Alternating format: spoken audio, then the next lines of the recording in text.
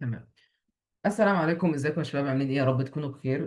دي السيشن اللي ان شاء الله هنخلص فيها learning outcome 2 عشان نبقى ان شاء الله كده خلصنا ال 2 learning outcomes، وان شاء الله كمان السيشن الجاي هنحل على learning outcome 2. طيب، نبدأ على طول. بص، اول حاجه خلينا افكرك بس احنا كنا خدنا ايه في learning outcome 2.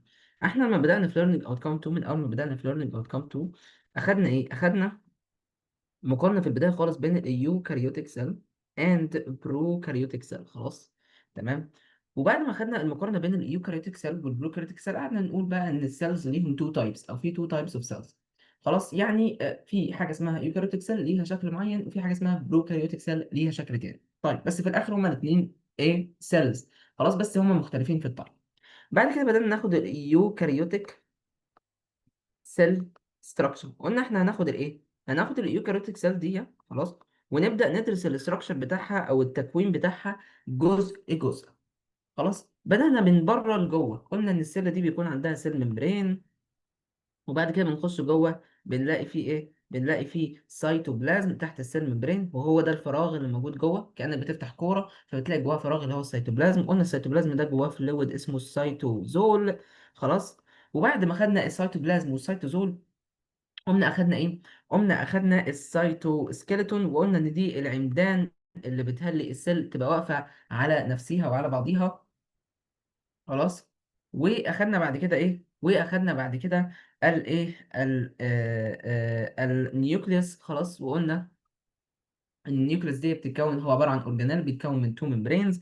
بعد كده أخدنا الرايبوزومز، تمام. وبعد كده أخدنا الاندوبلازميك ريتيكولم، وقلنا إن في تو تايبس اوف اندوبلازميك ريتيكولم، في راف اندوبلازميك ريتيكولم وسموث اندوبلازميك ريتيكولم. وقلنا إن الراف اندوبلازميك ريتيكولم دي هي اللي عليها رايبوزومز، والسموث اندوبلازميك ريتيكولم دي مش عليها رايبوزومز، وكل واحدة كان ليها فانكشن معين.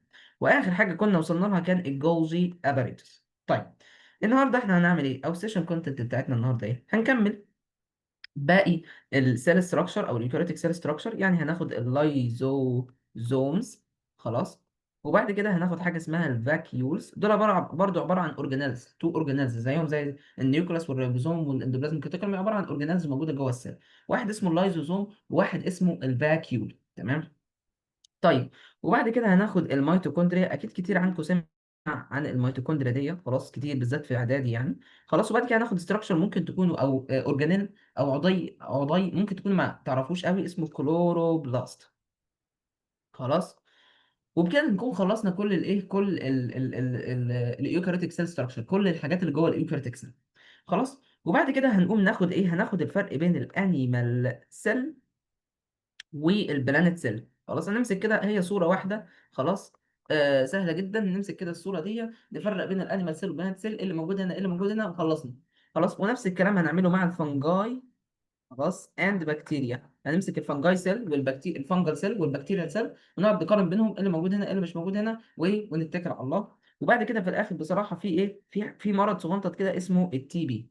خلاص، زي ما احنا كنا في ليرنينج اوت كام 1 خدنا ثلاث امراض اللي هم الملاريا والبلهارزيزيس والسيكل سيل ديسيس. في ليرنينج اوت كام 2 برضه هو حاطط لك مرض صغنطط اسمه التي بي. طيب، يبقى ده الحاجات اللي ان شاء الله هناخدها النهارده. طيب، تعالى نبدا على طول في اللايزوزومز من غير ايه، من غير ما نضيع وقت، تمام. ايه اللايزوزومز؟ قال لك يا باشا، اللايزوزومز دي عباره عن آه، آه، اللايزوزومز دي عباره عن ثانيه اجيب لك صوره. اللايزوزومز دي عباره عن سيل اورجانيلز. يبقى اللايزوزومز دي عباره عن سيل اورجانيلز موجوده جوه السيل. خلاص، طيب. الاورجانيل او العضي ده حواليه ممبرين ولا حواليه ايه ولا بتاع؟ قال لك لا، ده ممبرينس. يعني ايه ممبرينس؟ يعني حواليه ممبرين، تمام.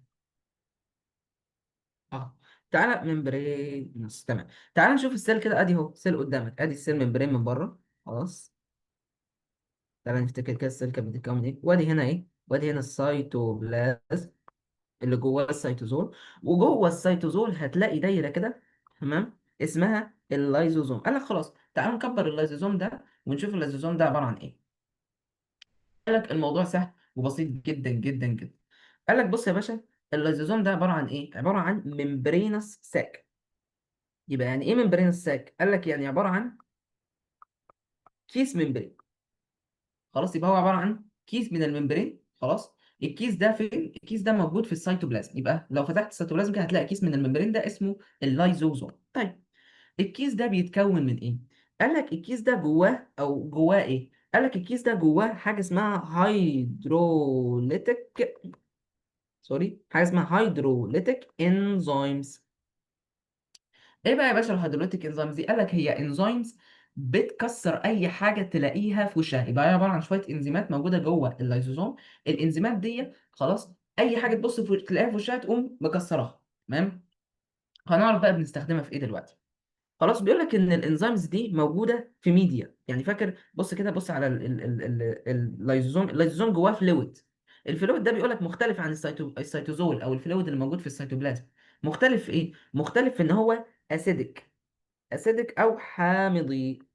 خلاص، حامضي يعني ايه؟ عامل زي الايه؟ عامل زي الليمون او البرتقال. الليمون او البرتقال اسيدك كده، يعني البي اتش بتاعه اقل من 7.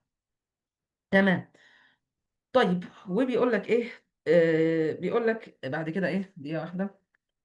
تمام. يبقى هي عباره عن ايه من الاخر؟ هي عباره عن ممبرين الساك، كيس ممبرين. كيس الممبرين ده جواه ايه؟ جواه ميديم، جواه فلويد، جواه شويه ميه. الميه دي اسيدك خلاص، يعني مختلفه عن اللي بره. الميه اللي بره نيوترال. يعني ايه نيوترال؟ يعني لا هي اسيدك ولا هي بيزك. البي اتش بتاعها بيساوي 7 تقريبا. خلاص. لكن جوه اللايزوزوم الميه بتاعته ايه؟ اسيدك. تمام. وجواها ايه؟ جواها هيدروليتيك انزيمز. الهيدروليتيك انزيمز دي اول ما تلاقي اي حاجه في وشها تقوم عامله ايه؟ مكسره. طيب كده يا باشا احنا خدنا الاستراكشر بتاع اللايزوزوم.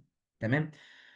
تعالى بقى يا باشا ناخد ايه؟ تعالى بقى ناخد الفانكشن بتاعت اللايزوزوم. او سوري، طب قبل ما ناخد الاستراكشر، اللايزوزوم ده بيتصنع ازاي؟ تمام. قال لك بص يا باشا، اللايزوزوم ده لو تفتكروا من السيشن اللي فات، تمام، كنا قلنا ايه؟ كنا قلنا ان ادي عندك الراف اندوبلازميك ريتيكولوم. بص كده، دي الراف اندوبلازميك ريتيكولوم، وادي عليها رايبوزومز ريبوزومز ريبوزومز ريبوزومز. كنا قلنا ايه؟ كنا قلنا ان الراف اندوبلازميك ريتيكولوم بتبدا تصنع ايه؟ بتبدا تصنع حاجه اسمها ترانسبورت فيسيكل. لو تفتكروا الترانسبورت فيسيكل دي بتعمل ايه؟ بتصنع الهيدروليتيك انزيمز. ادي الهيدروليتيك انزيمز بتاعت الايه؟ بتاعت اللايزوزوم. خلاص. تقوم مصنعاها ومطلعاها في ايه؟ في ترانسبورت فيسيكل. طب هل كده يا باشا هي خلصت تصنيع اللايزوزوم؟ لا طبعا، ده يا دوبك بس صناعه الانزيمز. ايه اللي يحصل؟ الترانسبورت فيسيكل دي تقوم رايحه للجولجي. بص كده على الجولجي. الجولجي فاتح بقه ناحيه الايه؟ فاتح بقه ناحيه ال ال ال ال ال الراف اندوبلازميك ريتيكولوم. خلاص. تمام. ادي السيس فيس. ده السيس فيس اللي هو شبه السي، عشان كده سموه سيس فيس. خلاص. ادي السيس فيس او وش السي يعني، وادي التي فيس. خلاص. فايه اللي يحصل؟ اللي هو ترانس فيس. فايه اللي يحصل يا باشا؟ ايه اللي يحصل كالاتي: ان الترانسبورت فيسكل دي بتروح تعدي جوه الجولجي ويحصل لها موديفيكيشن. الانزيمز دي، الانزيمز اللي جوه اللي هي الهيدروليتيك انزيمز، تبدا تتعدل، ويقوم الايه؟ الجولجي مطلعها على هيئه ايه؟ على هيئه لايزوزوم. يبقى لايزوزوم اهو، وجواه ايه؟ وجواه الايه؟ الانزيمز جوه اسمها الايه؟ هيدروليتيك انزيم. هيدروليتيك انزيمز اللي هي بتعمل ايه؟ اللي هي بتكسر اي حاجه تلاقيها في وشها. اوكي. طيب كلام لذيذ. انا كده فهمت الحمد لله يعني ايه اللايزوم، او ايه هو الاستراكشر بتاع اللايزوم. طب كلام لذيذ. تعالى بقى نبدا ونشوف ايه هي الفانكشنز بتاعت اللايزوم. ايه هي لازمه اللايزوم؟ يبقى اللايزوم ده عباره عن كيس موجود في السيتوبلازم. الكيس ده جواه ايه؟ جواه سائل كده. السائل ده اسيدك، والسائل ده جواه ايه؟ السائل ده جواه شويه هيدروليتيك انزيمز. انزيمات بتعمل ايه؟ بتكسر او بتبريك اي حاجه بتلاقيها في وشها. خلاص. ايه الفانكشن بتاعت اللايزومز؟ قال لك تعالى ناخدها تحت. تعالى نتكلم على الفانكشن تحت. قال لك الفانكشن بتاعت اللايزوم، اول فانكشن لللايزوم، ثانيه واحده اجيب لك صوره. اول فانكشن بتاعت اللايزوم قال لك هي الفاجوسايتوزس. يعني ايه فاجوسايتوزس؟ بص يا باشا، فاجو معناها اكل. خلاص. وسيتوزس معناها سيل. فان السيل تاكل. هو السيل بتاكل؟ قال لك اه، السيل بتاكل، ايوه. طب قول لي ازاي السيل بتاكل؟ قال لك بص يا باشا، الموضوع او الفاجوسايتوزس دي هي إيه؟ البروسيس بتاعت الاكل بتاعت الخليه. بيقول لك ادي بتلاقي فود فاكيول هنا. بنبدا بفود فاكيول. فود فاكيول يعني هو عباره عن بارتكل صغنططه، حاجه صغنططه كده. السيل عايزه تاكلها عشان تستفاد وتاخد النيوترينتس دي وتبدا تعمل بيها طاقه. فالمهم ايه اللي بيحصل؟ إيه اللي بيحصل؟ ان الايه؟ ان السيل بتيجي كده حوالين الفود، حوالين الفود فاكيول دي، سوري الفود بارتكل دي، وتقوم تبدا تحط الممبرين حواليها كده شويه. يعني تضيق الممبرين حواليها، يعني لو انا هاكل كده تبدا تضيق الممبرين حواليها بالشكل ده، شايفين؟ تبدا تعمل ايه؟ تبدا تعمل الممبرين بالشكل ده، خلاص تقفل كده كانها بتقفل عليها، وتقوم داخلها جوه، واخدها جوه كده جواها، تمام؟ يعني ادينا مثلا لو جينا رسمنا كده، ادي اهو، ادي ده السيل ممبرين، خلاص. ايه اللي حصل؟ جت فود فاكيول من بره، ادي الفود فاكيول، ادي الفود اللي الخليه عايزه تاكل. فايه اللي بيحصل؟ قال لك السيل بتبدا تعمل الممبرين بتاعها حواليها كده، شايف؟ تبدا تاخد الممبرين كده حوالين الفود فاكيول دي، وبعد شويه بتروح تلاقي الممبرين ده بيبدا يقرب من بعضه اكتر كده بالشكل ده، شايف؟ خلاص، لحد ما توصل لايه؟ لحد ما توصل ان الممبرين اهو، وادي ايه، ودخلت الفود، خلاص. وما دخلتهوش كده، ما دخلتهوش على طول على السيتوبلازم، ده حاطه حواليه ايه؟ حاطه حواليه سيل ممبرين، خلاص. ادي اهو السيل ممبرين وحواليه الفود، اهو السيل ممبرين بالفود ده بنسميه ايه؟ اهو كله الاستراكشر ده كله على بعضه، السيل ممبرين اللي جواه الفود بنسميه حاجه اسمها فود فاكيول. تمام. يبقى اول فانكشن للايه، لللايزوزوم، هي عباره عن ايه؟ هي عباره عن الفاجوسايتوزس. تمام. طب ايه هي الفاجوسايتوزس دي؟ قال لك ان الفود بيبقى موجود بره، تبدا السيل تجيب السيل ممبرين جواها، وتقوم ايه، وتقوم مدخله الايه، السيل، وتعمل حاجه اسمها فود باك. طيب بس حتى الان اللايزوزوم انا ما شفتش ان اللايزوزوم جه واشتغل. يعني انت ماشي عملت فود وفاجوسايتوزس وده زي الفل، ودخلت الفود ده جوه السيل ممبرين، فين اللايزوزوم في الموضوع؟ قال لك اهو اللايزوزوم هيجي دلوقتي. بص كده اجيب لك صوره حلوه كده، بص ادي الصوره، بص ايه اللي بيحصل. ادي اهو، شايف كده؟ ادي ده الفود، السيل بدات تعمل ايه؟ بدات تعمل فاجوسيتوزس، تحط حواليه سيل ممبرين، وتبقى تعمل ايه؟ تعمل الفود فاكيوم. يبقى البص زي ما احنا قلنا الفود، واول ما يتحط او يتحول بسيل ممبرين بتعمل حاجه اسمها الفود فاكيوم. فين اللايزوزوم؟ ادي اللايزوزوم. يجي اللايزوزوم يعمل ايه؟ هكتبها لك بخط كبير جدا. اللايزوزوم بيجي يعمل فيوجن. يعني ايه فيوجن؟ يندمج مع الفود فاكيول، فتلاقي الفود فاكيول اهي واللايزوزوم اهي، يقوم اللايزوزوم بفضل ربنا سبحانه وتعالى يقوم يندمج مع الايه، مع الفود فاكيول. الله، طب اندمج مع الفود فاكيول ايه اللي يحصل؟ قال لك يدخل الايه، يدخل الهيدروليتيك انزيمز، اهو بص كده، يدخل الهيدروليتيك انزيمز، ادي الهيدروليتيك انزيمز على الفود. طيب احنا عارفين ان الهيدروليتيك انزيمز تعمل ايه؟ بتكسر اي حاجه تشوفها في وشها، فتقوم تبدا تكسر الفود. فشايف اهو، يبدا الفود يتكسر، يبقى دي الفود اهو بقى متكسر وبسبب اللايزوزوم. وتقوم السيل تقوم تاخد ايه، اهو الفود يحصل له بريكنج بسبب اللايزوزوم الانزيم، وتبدا تقوم عامل ايه، تبدا تقوم السيل تمتص هذا الاكل وتستفاد منه. يبقى اللايزوزوم عمل ايه؟ اول الفانكشن لللايزوزوم ان الفود فاكيول دي بيبدا اللايزوزوم يفتح عليها، يدخل اللايزوزوم الانزيمز بتاعته او الهيدروليتيك انزيمز بتاعته، اللي هي بتعمل ايه؟ بتكسر اي حاجه تشوفها في وشها، فتقوم عامله ايه؟ تقوم مكسره الفود لسمول بارتكلز صغنططه. يبقى شايف كده اهو فود اهو، مش ما اسمهاش فود، بص اسمها ايه؟ اسمها سمول بارتكلز. ثم مكسره فود لسمول بارتكلز، تمام؟ بحيث ان السيل تقدر تمتصها وتاخدها جوه. تمام، اوكي. دي اول فانكشن للايه، دي اول فانكشن لللايزوزوم. طيب ايه تاني فانكشن لللايزوزوم؟ قال لك، بيقول لك تاني فانكشن لللايزوزوم هي حاجه اسمها اوتوفاجي. يعني ايه اوتوفاجي؟ دقيقه واحده هجيب لك صوره، بص كده. قبل ما نبدا في الصوره تعالى احكي لك قصه صغنططه. بيقول لك لو انت عندك سيل، السيل دي مش ممكن الاورجانيلز اللي جواها، تمام، او العضيات اللي جواها تكبر في السن، يعني تبقى اولد. يعني لو السيل دي عاشت لفتره طويله كده، مش الخلايا الاورجانيلز اللي جواها هتعجز، هتكبر، فبالتالي مش هتقدر تعمل الفانكشن بتاعتها بشكل كويس. فالخلايا تبدا تعمل ايه؟ تبدا تقول بصي انت بقى، انت يا اورجانيل، انت سواء كان الاورجانيل ده اي حاجه بقى، اي عضيه بقى، انت ما بقالكش لازمه، انا هكسرك وابني واحد جديد. فالسيل دايما بتعمل كده. البروسيس دي بنسميها الاوتوفاجي. طب بتحصل ازاي؟ ادي السيل اهي، خلاص. السيل دي جواها اورجانيلز. زي ايه الاورجانيلز مثلا؟ زي الميتوكوندريا مثلا، هناخدها دلوقتي الميتوكوندريا ان شاء الله باذن ربنا سبحانه وتعالى. ميتوكوندريا. فايه اللي بيحصل؟ بيقول لك بتبدا السيل دي، ادي الاورجانيل اهو، تبدا السيل دي، الاورجانيل يبدا يبقى اولد.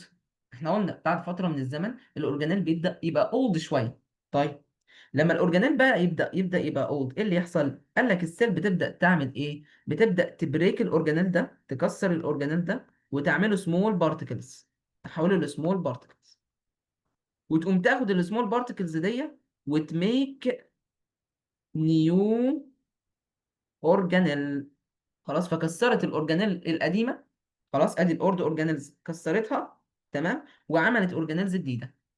طب الكلام ده بيتم ازاي؟ ادي اهو، ادي الميتوكوندريا، هكتب عليها اولد ميتوكوندريا. اولد ميتوكوندريا يعني ميتوكوندريا اورجانيل صغنطه، بقى اولد، عجز، ما بقاش شغال كويس. فايه اللي يحصل؟ تقوم السيل حاطه حواليه سيل ممبرين، او حاطه حواليه ممبرين، بس مش اي ممبرين، تحط دبل ممبرين، يعني تو ممبرينز. طب الممبرينز دي جت منين؟ محدش يعرف، حتى الان العلماء مش عارفين. بس المهم ادي الميتوكوندريا عجزت، كبرت في السن، بقت اولد، فتقوم السيل تقوم حاطه تو ممبرينز حوالين الايه، حوالين الميتوكوندريا، فكك من البيروكسوزوم، مش علينا دلوقتي، مش علينا خالص اصلا السنه دي خالص. تمام. المهم الميتوكوندريا دي بتبدا ايه، تتحوط بتو سيل ممبرينز. تمام. وايه اللي يحصل بعد كده؟ يجي اللايزوزوم. يوم اللايزوزوم يعمل ايه؟ زي ما احنا متعودين، فيوجن، يعني يندمج مع الايه، يندمج مع التو ممبرينز دول، او يندمج مع الفاكيول او الفيسل اللي اتعملت دي. خلاص، طبعا مش هنسميها فود فيسل، هي فيها جواها ايه، جواها اولد اورجانيل. خلاص، فيبدا يحصل ايه، يبدا يندمج هذا الايه، او هذه الميتوكوندريا اللي حواليها سيل ممبرين تندمج مع اللايزوزوم. فاللايزوزوم يوم يفتح ايه، يفتح الهيدروليتيك انزيمز بتاعته. ادي الهيدروليتيك انزيمز. فيبدأ يفتح الهيدروليتيك انزيمز، يفتحها على ايه، يفتحها على الميتوكوندريا. خلاص، فيعمل ايه بقى الهيدروليتيك انزيمز؟ قلنا بتعمل ايه، بتكسر اي حاجه تشوفها في وشها. فايه اللي يحصل؟ تقوم مكسره الميتوكوندريا انتو سمول بارتكلز. خلاص، والجسم بقى ياخد السمول بارتكلز دي ويعمل نيو ميتوكوندريا منها. تمام.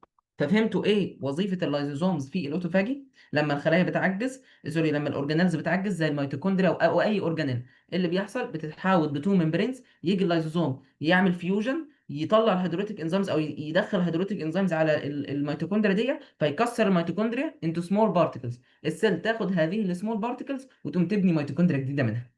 تمام. اوكي.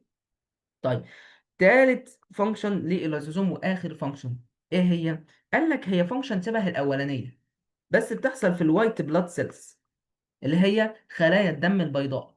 خلاص، بالاخص نوع من انواع الوايت بلاد سيلز اسمه ايه، اسمه الماكروفيجز.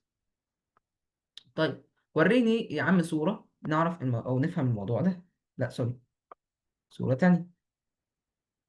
اهو، بص كده يا باشا. قال لك شايف، هي اصلا الفاجوسيتوزس، بس بدل ما الخليه تاخد فود، تاخد اكل، الخليه بتاخد ايه، بتاخد ميكروب او بكتيريا. يعني شايف الحاجات دي، ميكروب او بكتيريا. خلايا الدم البيضاء او الوايت بلاد سيلز بالذات، الماكروفاج، بتبقى ماشيه في الدم. اول ما تلاقي بكتيريايه في الدم تقوم تاكلها عشان ما تضركش. فبتاكلها ازاي؟ بالفاجوسيتوزز اللي فاتت. تبدا تعمل ايه اهو، شايف، تبدا تعمل حواليها ايه، حواليها تعمل كده الممبرين حواليها كده حاجه اسمها سود، وبتكون حاجه اسمها سودوبوديا. يبقى الممبرين اللي هو بيلف حوالين الحاجه ده بنسميه سودوبوديا. يعني التو ممبرينز، التو ممبرينز كده اللي اتجمعوا كده حوالين بعض عشان ياخدوا الحاجه ويدخلوها جوه بنسميهم سودوبوديا. خلاص، وتبدا تتجمع زي ما انت شايف وتبقى كده، وتبدا تدخلها جوه على هيئه فيسل، يبقى دي اهو، او فاكيول. طبعا مش هنسميها فود فاكيول دلوقتي، هي مش فيها فود. خلاص، ده فيها شويه بكتيريا. ففين بقى اللايزوزوم؟ ادي اللايزوزوم. يجي اللايزوزوم اهو، ادي اللايزوزوم. يقوم يحصل ايه؟ ها، نكتبها بالخط العريض، يحصل فيوجن. خلاص، تبدا ايه، اللايزوزوم يفتح على الايه، يفتح على هذه الفاكيول.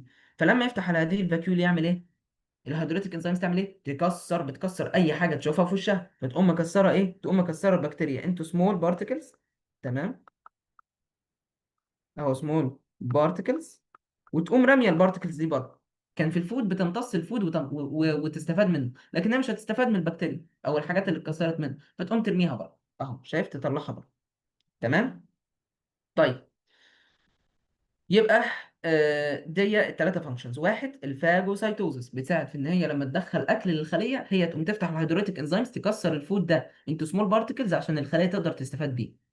تاني حاجه الاوتوفاجي، ان لما يكون في ممبرين، الممبرين ده اولد، تقوم تبدا ايه،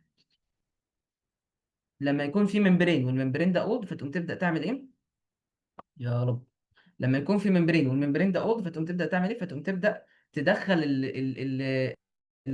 سوري، لما يكون في اورجانيل والاورجانيل ده اولد، خلاص، فتبدا تدخل ايه، تبدا تدخل الهيدروليتيك انزيمز على هذا الاولد اورجانيل، وتقوم ايه، وتقوم مكسراه. واخر حاجه الوايت بلاد سيل، حاجه شبه الايه، حاجه شبه الفاجوسيتوزس، ان ايه، ان هي بتكسر البكتيريا بدل ايه، بدل الفلويد. طيب، بيقول لك اللايزوزومز ممكن لو باظت تعمل لك ديسيزز او امراض. في بعض الامراض او الديسيزز لو اللايزوزوم باظ او ما اشتغلش كويس يعمل لك مرض على مستوى جسمك كله عادي. ايه بقى المرض ده، او على مستوى الخليه، مش فارقه يعني. طيب، ايه المرض ده؟ قال لك اول مرض بنسميه لايزوزومال، يمزن، لايزوزومال بريك. يعني ايه لايزوزومال بريك؟ قال لك بص يا باشا، لو فجأة واحدة كده اللايزوزومز اللي جوه السيل دي اتفجرت، هتطلع الهيدروليتيك انزيمز. طب ما دي مصيبه، يعني ممكن تكسر الخليه. قالك بص، بصراحه مش قوي، العلماء قالوا لك على حسب عدد اللايزوزومز اللي بتتكسر. لو كان اللايزوزوم ده سمول نمبر، يعني سمول نمبر، يعني مثلا واحده اتنين تلاته اربعه، كام لايزوزوم بس اتكسروا، هيطلعوا شويه هيدروليتيك انزيمز بس مش هيعملوا حاجه، يبقى نو بروبلم. طب ليه ما فيش اي بروبلم؟ قال لك لان شويه الهيدروليتيك انزيمز اللي طلعوهم مش كتار، خلاص. وبلس ان الخليه، احنا لسه قايلين ان ايه، ادي السيل اهي، وادي اللايزوزوم جوه مثلا، خلاص. السيل بره قلنا الميديم بتاعها ايه، نيوترال. طب واللايزوزوم جوه الميديم بتاعه ايه، اسيدك.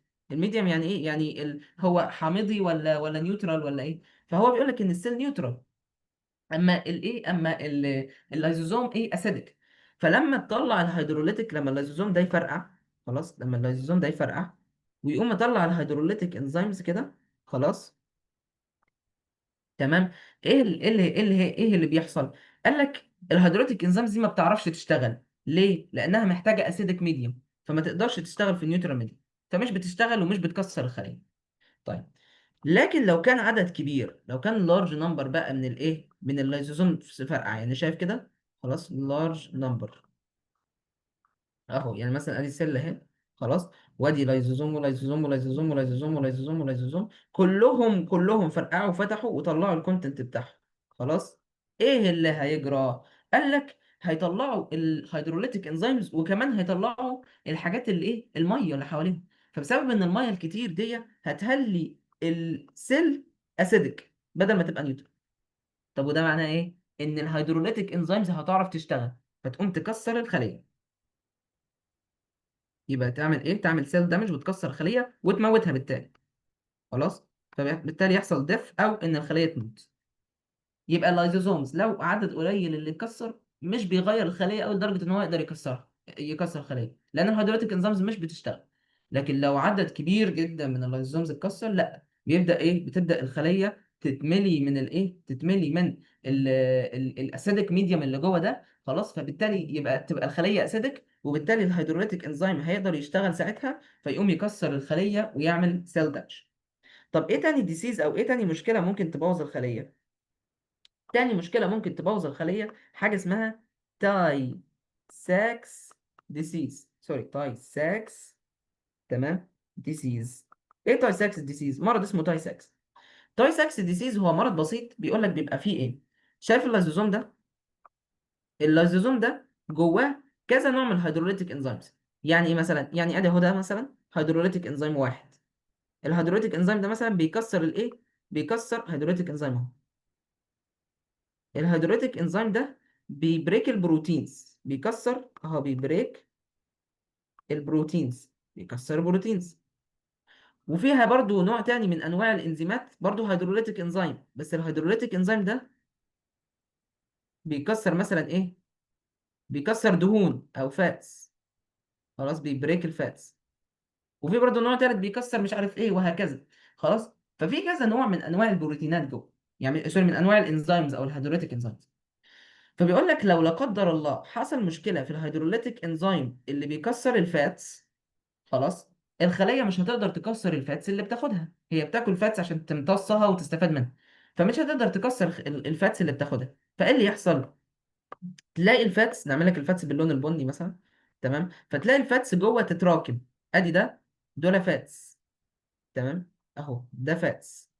فتبدا الفاتس او الفات يتراكم جوه الخليه، فيعمل لك مرض اسمه تاي ساكس ديسيز. خلاص، يبقى يعمل لك مرض اسمه تاي ساكس ديسيز. يبقى ايه المشكله في تاي ساكس ديسيز؟ ان في اللايزوزومال انزيمز حصل مشكله، وما قدرناش نعمل الانزيمز اللي بتكسر الفاتس. خلاص، اللايزوزوم ما عندهوش الانزيم اللي بتكسر الفات. مشكله بقى في الخليه مش عارفه تصنع الانزيم ده، مشكله جيناتيك، او مشكله جينات، انت اصلا ما عندكش الجينات اللي بتصنع لك الانزيم ده، فالانزيم ده مش موجود. فبالتالي مش هيقدر يكسر الفات، او اللايزوزوم مش هيقدر يكسر الفات. فالفات يفضل يتراكم يتراكم جوه الخليه، ويعمل لك مرض اسمه تاي ساكس ديسيز. يبقى تاي ساكس ديسيز ده عباره عن ايه؟ هو عباره عن فات accumulation، يعني تراكم للاكيوميليشن، تراكم للفات inside the cell، يبقى تراكم الفات جوه السيل. طيب كلام لذيذ. يبقى احنا كده خلصنا اللايزوزومز. قلنا اللايزوزوم ده عباره عن ايه؟ اللايزوزوم ده عباره عن كيس ممبرين جواه هيدروليتيك انزيمز. خلاص، تمام. الهيدروليتيك انزيمز دي بتعمل ايه؟ بتكسر اي حاجه تشوفها في وشها، بتبريك اي حاجه تشوفها في وشها. فبيستفاد منها في ايه؟ في ثلاث حاجات: فاجوسايتوزس عشان يكسر الايه، الفود او الاكل اللي بيجي وتقدر تمتصه وتهضمه. وفي نفس الوقت بيستفاد منها في ايه؟ في حاله اللي قلنا اسمها ايه، الاوتوفاجي، ان انا اجدد الاورجانيلز، بكسر الاورجانيلز القديمه وابني اورجانيلز جديده. وبيساعد الخليه في الايه، بالذات الخليه زي الماكروفاج، بيساعدها في ايه؟ بيساعدها في انها تقدر تكسر البكتيريا. يا معين ماشي. وبعد كده قلنا مرضين مهمين لللايزوزوم. يبقى احنا كده يا باشا خلصنا الايه، خلصنا اللايزوزوم الحمد لله. يلا نخش على اللي بعد كده، الفاكيول. ما هو الفاكيول بقى يا باشا؟ قال لك بص يا باشا، بسم الله الرحمن الرحيم، ايه هو الفاكيول ده؟ بص يا باشا، الفاكيول ده حاجه تشبه قوي الايه، حاجه تشبه قوي اللايزوزوم، بس هي مختلفه شويه. بص كده، ادي الفاكيول. الفاكيول ده عباره عن ايه؟ الفاكيول ده يا باشا هو عباره عن لارج فيسيكل. يبقى بص كده، الفاكيول ده عباره عن ايه؟ هو برضو مبدئيا كده في الاول هو ممبرينس اورجانيل. يعني ايه ممبرينس اورجانيل؟ يعني هو متحوط بممبرين، حواليه ممبرين. بس هو اللايزوزوم كان صغير كده ومدور، لكن الفاكيول كبير. شايف الفاكيول قد ايه؟ واخد يجي تلت الخليه. خلاص، يبقى ده الفاكيول. يبقى هو عباره عن لارج ممبرينس ساك، او ايه، او فيسيكل. هنا بنقول عليها فيسيكل احسن. يبقى لارج ممبرينس فيسيكل. خلاص، فيسيكل هي ساك، كيس برضه، بس كيس اكبر شويه. الفيسيكل بيكون كيس اكبر شويه. طيب، بيتصنع منين؟ زي اخوه برضه اللايزوزوم، بيتصنع من الراف اندوبلازميك ريتيكولم وايه، او الاندوبلازميك ريتيكولم وايه، وبيتصنع من الاندوبلازميك ريتيكولم والجولجي، زيه زي اللايزوزوم برضه. تمام، يعني هو حرفيا شبه اللايزوزوم قوي. خلاص، بس هو ليه فانكشنز مختلفه. ايه هي بقى الفانكشنز المختلفه دي؟ قال لك بص، الفانكشنز الاساسيه، او الفانكشن الاساسيه بتاعته هو انه يحوش. غالبا يعني هو بيقدر يعمل فانكشنز مختلفه غير كده، بس الاساسيه ان هو يحوش حاجه جوه. يعني اللايزوزوم كان بيكسر، اول ما يفتح على حاجه يكسرها، لكن ده الفانكشن الاساسيه ان هو يحوش حاجه جوه.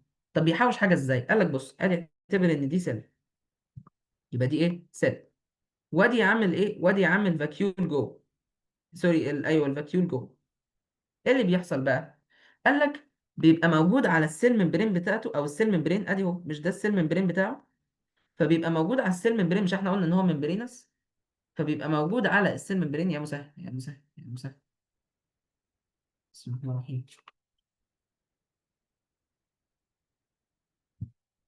فبيبقى موجود على السيل ممبرين بتاعه ايه؟ بيبقى موجود على السيل ممبرين بتاعه حاجات، الحاجات دي بتسمح بدخول الايه، الحاجات معينه، وما بتسمحش بدخول حاجات معينه. فاكر برضو زي السيل ممبرين بتاع الخليه، كنا قلنا السيل ممبرين بتاع الخليه ده عباره عن ايه؟ بواب. بواب يسمح يقول لك مين يخش، مين ما يخشش. فده نفس الكلام. قال لك ده عنده سيل ممبرين، السيل ممبرين ده برضو بيقول ايه، مين يخش ومين ما يخشش. طيب، فكرة ان هو يقول مين يخش ومين ما يخشش بتهلي ايه؟ بتهلي ان الحاجات اللي جوه، الحاجات اللي موجودة جوه الفاكيول مختلفة عن الحاجات اللي بره في السيتوبلازم. خلاص، فبيقول لك ان الكومبوزيشن هنا، او التكوين هنا، بيكون مختلف عن الكومبوزيشن اللي بره. حتى انا رسمه لك بايه، بلون مختلف. يعني مثلا لو هنا الخلية بره فيها صوديوم كتير، خلاص فيها صوديوم كتير، ممكن نلاقي الصوديوم ايه. اهو. يعني لو الخلايا بره فيها صوديوم كتير، تمام، ممكن نلاقي الصوديوم جوه قليل عادي، مختلف. ليه؟ عشان زي ما احنا قلنا ده يقدر يسمح ويخلي حاجات معينه تخش وحاجات معينه ما تخشش. طب كلام لذيذ. انا كده فهمت. يبقى هو عباره عن ايه؟ كيس، بس كيس شويه كبير شويه بنسميه فيسيكل او فاكيول. كيس كبير شويه اكبر من اللايزوزوم، ومش هدفه ان هو يكسر، ممكن يكسر بس مش هدفه ان هو يكسر. هو هدفه الاساسي ان هو ايه؟ عنده سيل ممبرين. السيل ممبرين ده يسمح بدخول حاجات جواه ويمنع حاجات تانية. تعالى بقى نشوف الفانكشن بتاعته. قال لك بص، الفانكشن بتاعته بتختلف من حته لحته. ازاي بتختلف من حته لحته؟ قال لك بص، على حسب السيل او التايب اوف سيل اللي هو موجود فيها، خلاص، بتختلف الفانكشن بتاعته. قول لي ازاي. قال لك يعني بص، لو احنا اول حاجه خدنا هو في الانيمال سيل بيعمل ايه. قال لك بص، الانيمال سيلز، خلاص، الفاكيول ده بيعمل حاجه مهمه جدا. ثانيه نشوف اذا كان في صوره ليه ولا لا. تمام. بص يا باشا، فاكر الفود فاكيول؟ فاكر الفود فاكيول؟ دي نفس الصوره اللي جبناها فوق، بس انا جايبها لك عشان اوريك دي. شايف ده؟ شايف مكتوب عليه فاكيول؟ اهو ده الفاكيول. قال لك في الانيمال سيل الفاكيول هدفها الاساسي انها تاخد الفود من بره او تحوش فود، فبنسميها ايه؟ بنسميها فود فاكيول. تمام. يبقى في الانيمال سيل هدفه الاساسي في الفود فاكيول او في الفاجوسايتوزس. فاكرين لما قلنا ان الخليه بتبدا ترفع الممبرين بتاعها وتقوم واخده حاجه جوه ومحوطاها بممبرين؟ اهو الحاجه اللي حوطتها، الحاجه اللي عملتها ده اسمها فود فاكيول او فاكيول. يبقى في الانيمال سيل ايه لازمه الفاكيول؟ اللي هو عباره عن شويه سيل ممبرين بس وبس، ما فيهوش اي حاجه، ان هو يحوش الفود. يبقى لازمه الفاكيول ان هو يحوش الفود لحد بقى ما اللايزوزوم يجي ويبدا يكسر. تمام. طيب، يبقى هدفه الاساسي ان هو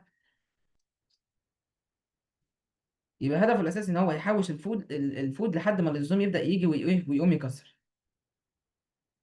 تمام. اوكي. دي واحده.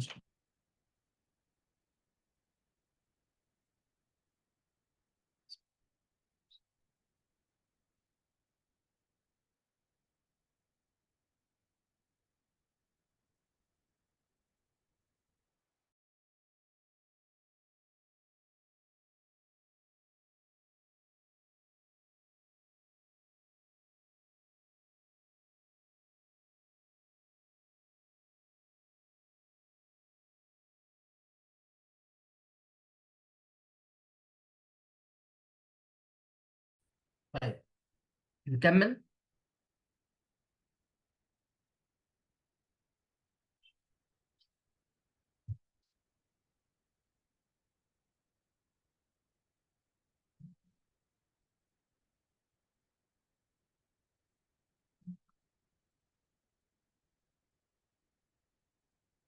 طيب.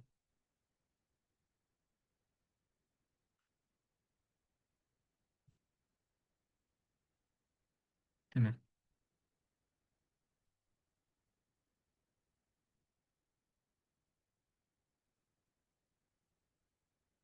اوكي اوكي.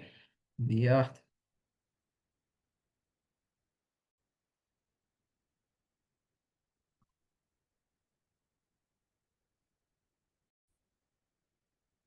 طيب نكمل.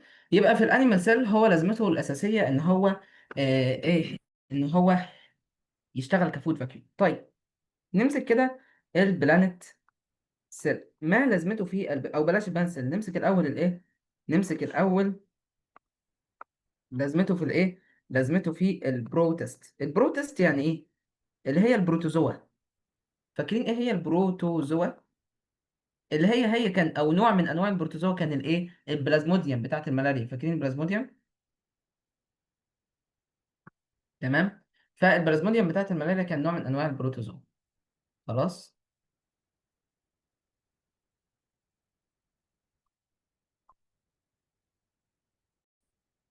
خلاص. يبقى البروتوزوا اللي هي ايه؟ نوع من انواعها هو الايه؟ هو البروتست بتاعت الملاريا. فبيقول لك في البروتوزوا بتكون في سيل اهي، السيل اهي، بيكون في جواها حاجه اسمها، اجيب لك صوره احسن. بص، بيكون في سله اهي، شايف كده؟ ادي السله، ادي دي البروتوزوا. خلاص، دي هي البروتوزوا. خلاص، يبقى دي ايه؟ دي البروتوزوا. تمام. بيقول لك بيكون جواها فاكيول، بس الفاكيول هنا بنسميها كونتراكتايل فاكيول. طيب، ما هي لازمه الكونتراكتايل فاكيول؟ قال لك لازمه الكونتراكتايل فاكيول الوحيده انها تعمل ايه؟ تاخد الووتر جوه الخليه، وتقوم تعمل ايه؟ او تاخد الووتر من جوه الخليه. الخليه كل شويه بتعبي ميه، بتعبي ميه. خليه البروتوزوا كل شويه بتعبي ميه. فلو الخليه فضلت تعبي ميه، عارفه ان ايه تعبي ميه؟ يعني بتدخل ميه غصب عنها. تمام. يبقى مش بمزاجها، يعني بقى الخلايا بتدخل ميه بمزاجها. لكن البروتوزوا غصب عنها في بعض الاحيان بتضطر تدخل ميه زياده غصب عنها. فايه اللي بتعمله الكونتراكتيل فاكيول دي؟ بتاخد الميه دي، شايف؟ ادي الميه اللي دخلت زياده دي، بتقوم تاخدها جواها. تمام، تاخدها جواها، تاخدها، تسحبها تسحبها تسحبها تسحبها. بعد كده تقوم عامله ايه؟ تقوم ضربها، او يعني دايسه على الميه دي فتطلعها بره الخليه.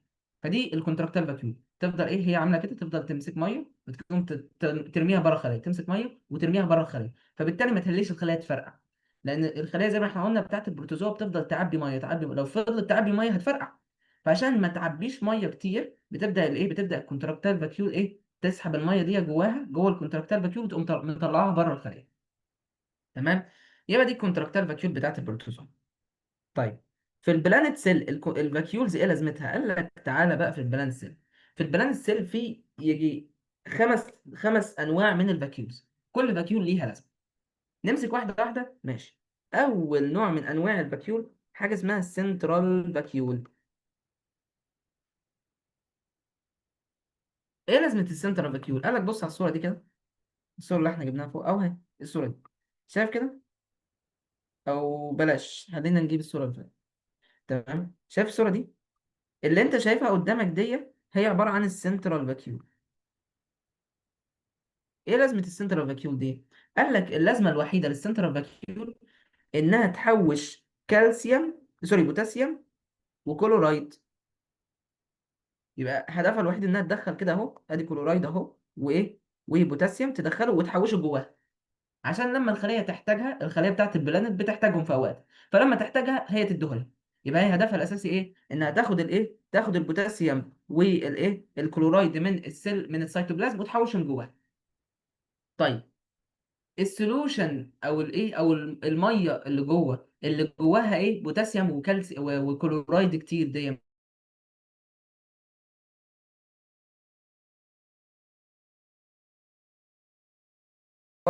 سيتوزول. خلاص، ومن جوه في ايه؟ في ساب. تمام. يبقى اول حاجه السنترال فاكيول، ما هي لازمه السنترال فاكيول؟ قال لك هدفها الاساسي انها تاخد البوتاسيوم وتاخد الكلورايد من بره وتحوشه جواها بس. خلاص، يوم ما الخليه تحتاجه هي بتديها لها، بس ده هدفها الاساسي. طب بتحوشه، لما بتحوشه الميه اللي جوه الفاكيول دي، احنا قلنا انها بتبقى مختلفه عن السيتوبلازم، فبيسموها ساب. تمام. طيب، دي ايه تاني نوع من انواع الفاكيولز؟ قال لك حاجه اسمها ستورج فاكيول. ومن اسمها هي بتعمل ايه؟ بتعمل ستورج.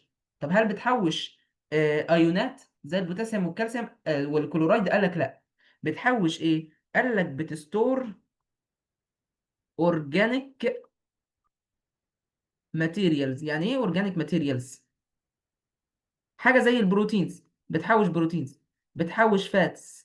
خلاص، بتحوش بروتينز او فاتس للخليه. تمام. برضو هي بتبقى شبه الايه اهو، يعني مثلا لو في بلانت سيل اهي، خلاص، هي بتبقى شبه الايه؟ السنترال فاكيولا اهي، بس بدل ما جواها ايه؟ بدل ما جواها بوتاسيوم والكلورايد، بيبقى جواها بروتينز وفاتس متحوشه.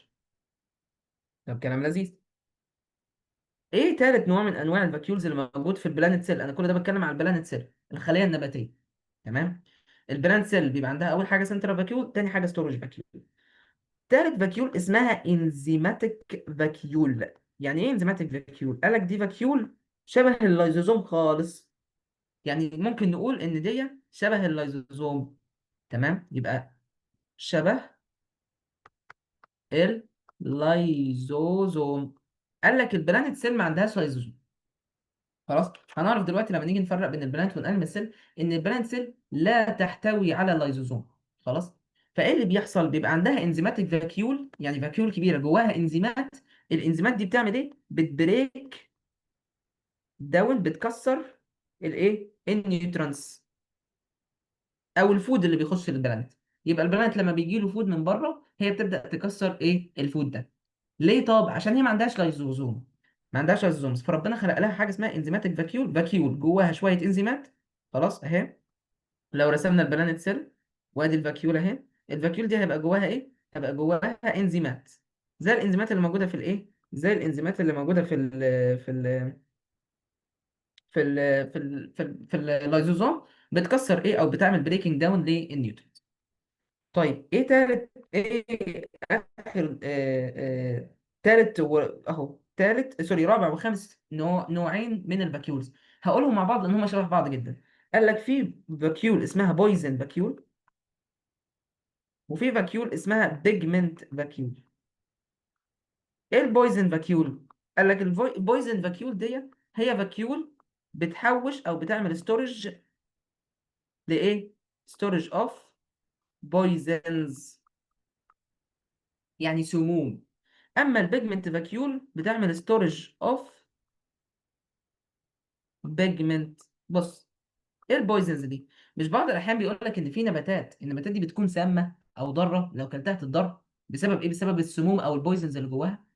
قال لك البويزنز دي بتبقى موجوده في كل ما هو النبات ده بيتكون من خلايا، هل هي بتبقى موجوده في كل الخلايا كده عامه؟ لا، ده هي بتبقى موجوده جوه الخلايا في حاجه اسمها ايه؟ حاجه اسمها بويزن فاكيول.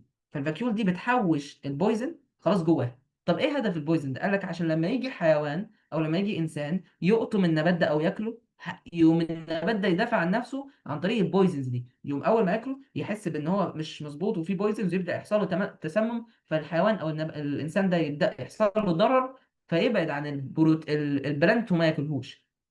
خلاص. فالبلانتس بتحوش البويزنز دي في ايه؟ في فاكيول. برضو البيجمنت بيقول لك ايه؟ في حاجه اسمها البيجمنت فاكيول. ايه البيجمنت فاكيول؟ قال لك مش بتبص كده حواليك بتلاقي النباتات متلونه، وبتلاقي الفلاورز متلونه، وفي اخضر واحمر واصفر واسود وابيض وكل ما كل الوان. تمام. طب الالوان دي بسبب ايه؟ بسبب البيجمنتس او الصبغات. فبيجمنت معناها صبغات، فالصبغات دي بتبقى مش موجوده في السيل كلها طبعا، بتبقى موجوده برضو في فاكيولز جوه السيل بتحوشها الايه البراند. تمام. طيب كلام لذيذ. خلصنا الفاكيولز. يبقى الفاكيولز بدأنا أول حاجة قلنا عبارة عن إيه؟ الفاكيول ده عبارة عن سيل ممبرين. خلاص. السيل ممبرين ده هدفه الأساسي ملفوف على بعض زي اللايزوزوم بس أكبر شوية من اللايزوزوم. طب إيه لازمته الأساسية؟ غالبا بيكون إيه؟ بيكون ستورج، يحوش حاجة. بس ممكن ما يكونش ستورج، إحنا خدنا اكزامبلز مش لازم تكون ستورج، بس غالبا عمال بيحوش. قلنا إن الفاكيول ده بيختلف من سيل لسيل. لو احنا بدأنا في الانيمال سيل او بصينا على الانيمال سيل هنلاقي ان هو بيحوش ايه؟ فود. الفود اللي بيجي له من الفاجوسايتوزس بيفضل متحوش في الفود فاكيول لحد ما الليزوزوم يجي ايه؟ لحد ما الليزوزوم يجي يكسره. تمام. لو بصينا على البروتست او البروتوزوا اللي هي حاجه زي الملاريا، الملاريا مش كانت بتبقى بسبب البلازموديا؟ والبلازموديا دي عباره عن بروتست او بروتوزوا. خلاص. هي ايوكاريوتيك سيل شبه الانيمال سيل كده، بيبقى فيها جواها ايه؟ كونتراكتال فاكيول. لازمتها ايه؟ بتسحب الميه وتقوم ايه؟ وتقوم مطلعاها بره الخليه، تسحب الميه الزياده اللي جوه الخليه في السيتوبلازم، تاخدها من السيتوبلازم وتقوم تطلعها بره الخليه عشان الخليه ما تتفجرش. وفي البلانت قلنا ان في كذا حاجه، حاجه زي السنترال فاكيول بتحوش ايه؟ بوتاسيوم وكلورايد، حاجه زي الستورج فاكيولز بتحوش اورجانيك ماتيريالز زي البروتينز، حاجه زي الانزيماتيك فاكيول بتحوش ايه؟ بتحوش انزيمز، وحاجه زي البويزنز والبويزن اند بيجمنت فاكيول بيحوشوا بويزنز وبيجمنتس. طيب كلام لذيذ. كده يا باشا احنا الحمد لله خلصنا الفاكيولز. طيب يلا نبدأ بقى في الميتوكوندريا. بس قبل ما ناخد الميتوكوندريا هقول لك حاجة سريعة على السريع يعني. في حاجة كده اسمها ايه؟ في حاجة كده عشان برضو ما تستغربش لو قريت الكلمة، يعني هي كلمة مش مهمة قوي، بس في حاجة اسمها اندو ممبرين سيستم. ايه الاندو ممبرين سيستم؟ سوري، اندو ممبرين سيستم. ايه الاندو ممبرين سيستم؟ قال لك بص يا باشا، الاندو ممبرين سيستم بكل بساطة هو عبارة عن، او يعني ايه يعني، السيستم بتاع الممبرينز جوه. مش احنا خدنا كذا ستراكشر عنده ممبرين؟ مش النيوكلاس عندها سيل ممبرين؟ اه ده كمان دبلت. لو تفتكر كنا قلنا في تو ممبرينز. وادي ايه برضو الاندوبلازميك ريتيكولم. مش سوري، ده الجولجي. ادي الجولجي. مش قلنا ان الجولجي عنده برضو عنده سيل ممبرين؟ اه. وادي ايه؟ وادي الاندوبلازميك ريتيكولم. مش قلنا ان الاندوبلازميك ريتيكولم برضو عندها سيل ممبرين؟ وادي ايه؟ بس كده كفايه، دي حاجات مهمه قلنا ان عندها سيل ممبرين. قال لك فعلا الحاجات دي، سوري يعني دي النيوكليوس اللي جوه، تمام. لكن اللي بره ده الايه؟ اللي بره من بره ده هو ده الاندوبلازميك ريتيكولم، لكن دي النيوكليوس. فالممبرينز دي بيقول لك ان هي مش قاعده كده، ده هي بتتواصل مع بعضيها وبتتعامل مع بعضيها وتتغير وهكذا. خلاص، يعني زي ما احنا قلنا ادي اهو الاندوبلازميك ريتيكولم بتبعت ايه؟ بتبعت شويه ترانسبورت فيسيكل للجولجي، فالجولجي يبعت الترانسبورت فيسيكلز لبره، ومش عارف النيوكلاس بتبقى متصله مع الاندوبلازميك ريتيكولم. فالممبرينز مش كل واحد في حاله، مش النيوكلاس تقول انا ليا الممبرينز بتاعتي والاندوبلازميك ريتيكولم تقول انا ليا الممبرينز بتاعتي، لا، الممبرينز عماله تتحرك ما بينهم. فتحرك الممبرينز ما بينهم بنسميه اندو ممبرين سيستم، اللي هو السيستم بتاع الاندو ممبرين. اندو يعني داخل. السيستم بتاع تغير او تحول او انتقال السيل ممبرينز جوه. خلاص، يبقى هو عباره عن ايه؟ هو عباره عن الموفمنت او تحرك اوف السيل ممبرين، تحرك السيل ممبرين inside the cell. خلاص، جوه السيل. ما بين ايه بقى؟ ما بين كل الحاجات اللي عندها ممبرين، زي النيوكليس والاندوبلازميك ريتيكولم والجولجي وهكذا. هو حاجه مش مهمه قوي، بس برضه عشان تبقى عارفها يعني. يعني عشان لو جيت في السؤال كده قال لك اندو ممبرين سيستم، ما تستغربش وتقول ايه الاندو ممبرين سيستم ده. خلاص. طيب، لان احنا ممكن نلاقي، هتشوفوا دلوقتي ان شاء الله لما نحل السيشن الجاي هتلاقي في اسئله كده بيقول لك كده حرفيا ايه هو الاندو ممبرين سيستم، او يجيب لك كده سيرته في الكلام، فانت لازم تبقى فاهم. طيب، يلا نخش على الميتوكوندريا. تعال نبدا بقى في الميتوكوندريا. تمام. ايه بقى حوار الميتوكوندريا دي واحده؟ تمام. ايه بقى حوار الميتوكوندريا دي يا شباب؟ قال لك بص، الميتوكوندريا دي هو عباره عن اورجانيل. يبقى الميتوكوندريا ده عباره عن ايه؟ عباره عن اورجانيل. خلاص. الاورجانيل ده موجود جوه الخليه. يبقى الاورجانيل ده موجود جوه الخليه، ممكن نشوفه اصلا في صوره فوق،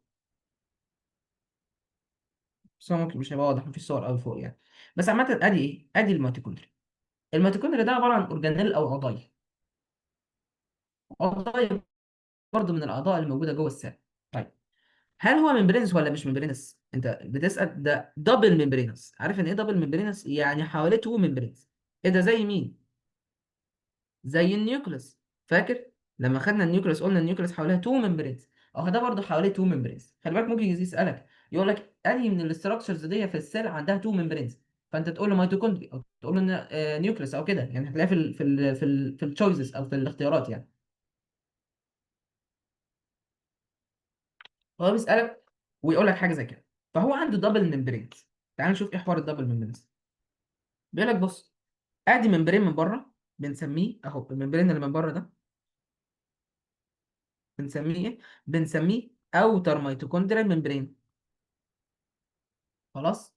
وممبرين من جوه ملولو. شايف الممبرين ماله؟ هعمله باللون الاحمر. شايف الممبرين ماله؟ الممبرين ملولو.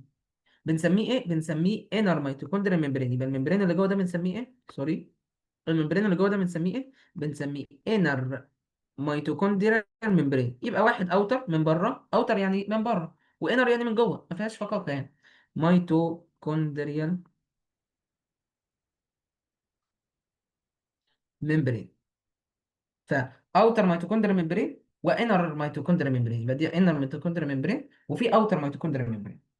كلام لذيذ. بيقول لك ان الاوتر ميتوكوندريال ممبرين سموث. يعني ايه سموث؟ يعني مستوي، وده واضح. لكن الانر بيكون ايه؟ بيكون convoluted. يعني ايه convoluted؟ يعني ملولو. او folded يعني متني. خلاص، داخل وطالع داخل وطالع، ده زي الشكل ده شايفه، داخل طالع داخل طالع، ده ملولو. تمام. طب كلام لذيذ.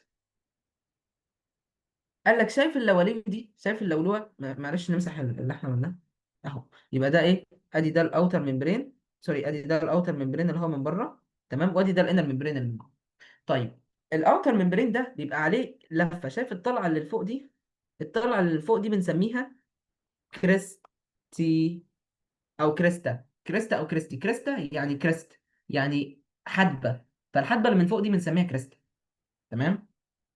يبقى تاني، الميتوكوندريا عندها ايه؟ عندها تو ممبرينز، واحد من بره سموث واللي من جوه ملولو، فولدد او كونفوليوتد. طب بيتكون من ايه؟ حاجات طالعه وحاجات نازله. الحاجات اللي طالعه دي بنسميها ايه؟ كريستي او كريستا. طيب، كلام لذيذ. بيقول لك شايف الكريستال اللي جوه دي؟ خلاص. الكريستال اللي جوه دي بيكون عندها انزيمز. اهو شايف، بيكون عندها انزيمز او انزيمات. الانزيمز دي كتيره النهارده. المهم يعني بيكون عندها انزيمز. الانزيمز دي بنسميها ايه؟ ليها اسم. المره دي مش هقول لك اسم كده، مش هقول لك اي انزيم كده خلاص، لا، ليها اسم.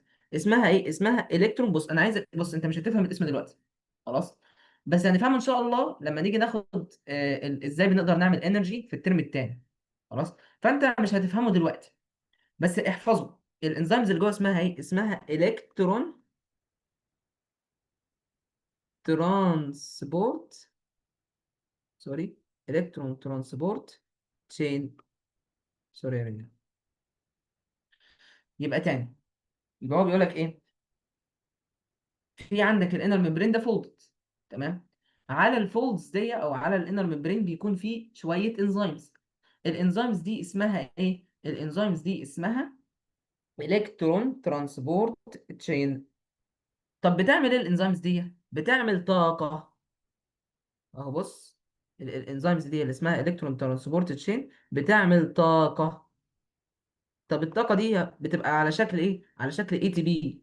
فاكر كنا بنقول لك عمله الطاقه ايه؟ عمله الطاقه اي تي بي، زي الفلوس كده. تمام. فالخليه لما تحب تبيع وتشتري طاقه، بتبيع وتشتري طاقه على شكل ايه؟ اي تي بي.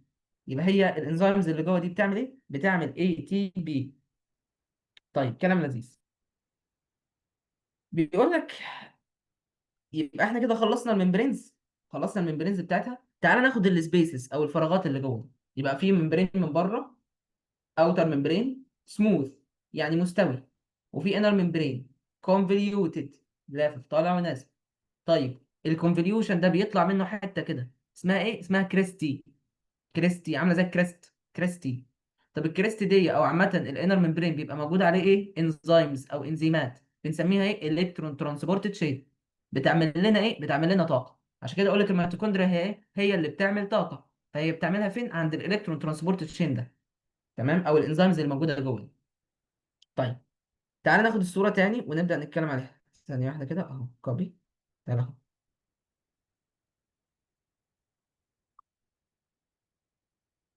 بص يا باشا، انا خلاص فهمت الممبرينز.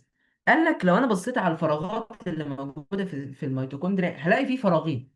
فراغ من جوه اللي هو باللون الاصفر ده، وفراغ ما بين الممبرين الاوتر ممبرين والانر ممبرين اللي هو باللون الاخضر. فالفراغ اللي باللون الاخضر ده بنسميه ايه؟ بنسميه انتر ممبرينس سبيس. ما اسموش ترانس ممبرينس سبيس، ده اسم تاني مالكش دعوه.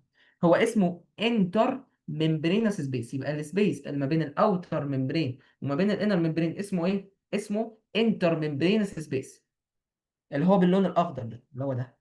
اهو شايف السبيس انتر والاوتر ده اسمه انتر ممبرينس سبيس. بس مش عايزك تعرف حاجه عنه اكتر من كده. طيب، في فراغ تاني اللي هو الفراغ اللي باللون الاصفر ده. شايف اللي انا بعمله باللون، اللي انا بلونه باللون الاحمر؟ شايف الفراغ ده اللي هو جوه الانر ممبرين؟ الانر ممبرين كده لافف على الفراغ ده. اسمه ايه الفراغ ده؟ بنسميه الماتريكس. اسمه كده، اسمه ماتريكس. طيب، الماتريكس ده بيحتوي على ايه؟ قال لك الماتريكس ده يا باشا بيحتوي على ثلاث حاجات. ايه هما الثلاث حاجات؟ الدي ان ايه بتاع الايه؟ ميتوكوندريا. ثانيه واحده، ثانيه. انت مش قلت لي ان الدي ان ايه ده موجود في النيوكليس؟ اه، حصل. ازاي بقى في دي ان ايه في الميتوكوندريا؟ قال لك بص، سبحان الله، كل الاورجانيلز الباقيه ما فيهاش دي ان ايه. يعني احنا خدنا اندوبلازميك ريتيكولم ليها دي ان ايه؟ لا لا، مفيش اي حاجه. لكن الميتوكوندريا بيبقى لها دي ان ايه خاص بيها. ربنا سبحانه وتعالى خلق لها دي ان ايه خاص بيها، بتاعها هي بس، غير الدي ان ايه بتاع الايه؟ بتاع السيل. يبقى السيل عندها الدي ان ايه بتاعها فين؟ في النيوكليس. لكن الميتوكوندريا الدي ان ايه بتاعها فين؟ جوه في الماتريكس. يبقى ليها دي ان ايه خاص، ده ومش بس كده، ده وليها رايبوزومز خاصه كمان. يعني ليها الدي ان ايه بتاعتها، والرايبوزومز بتاعتها مختلف عن الرايبوزومز والدي ان ايه بتاعت الخليه. خلاص. وبيكون موجود في الاخر شويه انزيمات برضو، انزيمز تاني جوه الماتريكس. خلاص. يبقى جوه الماتريكس بيكون في الدي ان ايه اللي هو مختلف عن بتاع الخليه، الدي ان ايه بتاع الميتوكوندريا. وبيكون موجود جوه رايبوزومز برضو مختلف عن بتاعه السيل، بتكون اسمها الميتوكوندريا رايبوزومز او الرايبوزومز بتاعه الميتوكوندريا. وبعد كده في عندك الانزيمز. تمام. الانزيمز دي عباره عن ايه؟ او الانزيمز دي بتساعد في ايه؟ بتساعد في الفورميشن اوف انرجي، في انك تعمل انرجي، فورميشن اوف اي تي بي، او انرجي طاقه يعني. اي تي بي اللي هي الانرجي، اللي هي الطاقه يعني. خلاص. فدي برضو انزيمز بتساعد الالكترون ترانسبورت تشين اللي هو موجود على الانر ممبرين، ان هو يعمل ايه؟ يعمل طاقه برضو. تمام اهو. ده الالكترون ترانسبورت تشين، هو ده الاساسي اللي بيعمل الطاقه. وفي كمان شويه انزيمز موجوده جوه. خلاص. في كمان شويه انزيمز موجوده جوه اهي. ادي الانزيمز اللي موجوده جوه. الانزيمز دي هي الايه؟ هي اللي بتساعد برضو الالكترون ترانسبورت تشين ان هو يعمل طاقه. كلام لذيذ. يبقى هكتبها لك بالخط العريض نوت. الميتوكوندريا مالها؟ has its own DNA and ribosomes. عندها الدي ان ايه والريبوزومز الخاصين بتوعها، اللي مختلفين منين؟ اللي هم different from the mitochondria، يعني مختلفين عن الميتوكوندريا. تمام. كلام لذيذ. ايه بقى الفانكشن بتاعتها؟ ايه الفانكشن بتاعت الايه؟ بتاعت الميتوكوندريا. قال لك سهله خالص ولا يهمك يا باشا. الفانكشن بتاعتها حاجه اسمها cellular respiration. يعني ايه cellular respiration؟ خدتوها في سوري cellular respiration. يعني ايه cellular respiration؟ خدتوها في اعداد التنفس الخلوي.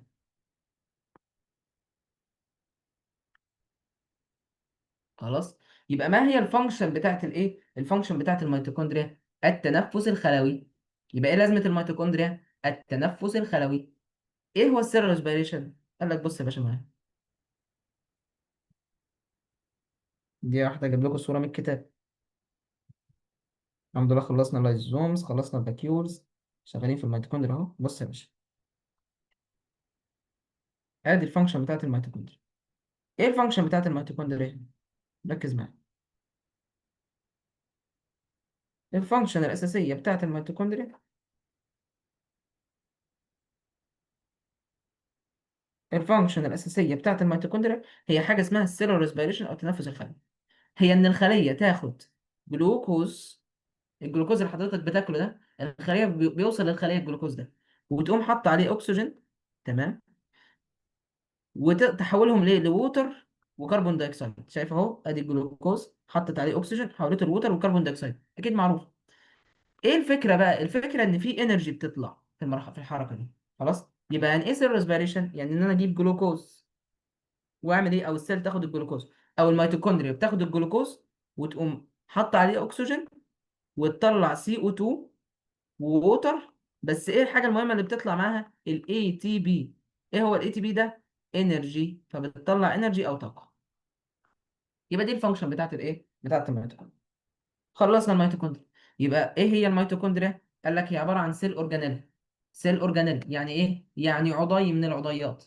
طيب حواليه كام ممبرين؟ تو ممبرينز. ممبرين من بره سموث، وممبرين من جوه كونفوليوتد.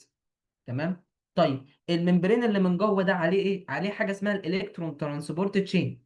هي دي اللي بتبدا تعمل السيرور ريسبيريشن وتطلع انرجي. تمام. طيب دول تو ممبرينز. طب عندها ايه كمان؟ عندها تو سبيسز، يعني فراغين. خلاص. فراغ من بره وفراغ من جوه. الفراغ اللي ما بين التو ممبرينز دول اسمه ايه؟ اسمه انتر ممبرينس سبيس، اللي هو الفراغ اللي باللون الاخضر ده هنا اسمه انتر ممبرينس سبيس. خلاص. والفراغ اللي من جوه، اللي هو اللي انا ملونه باللون الاحمر او هو باللون الاصفر في الصوره، اسمه ماتريكس.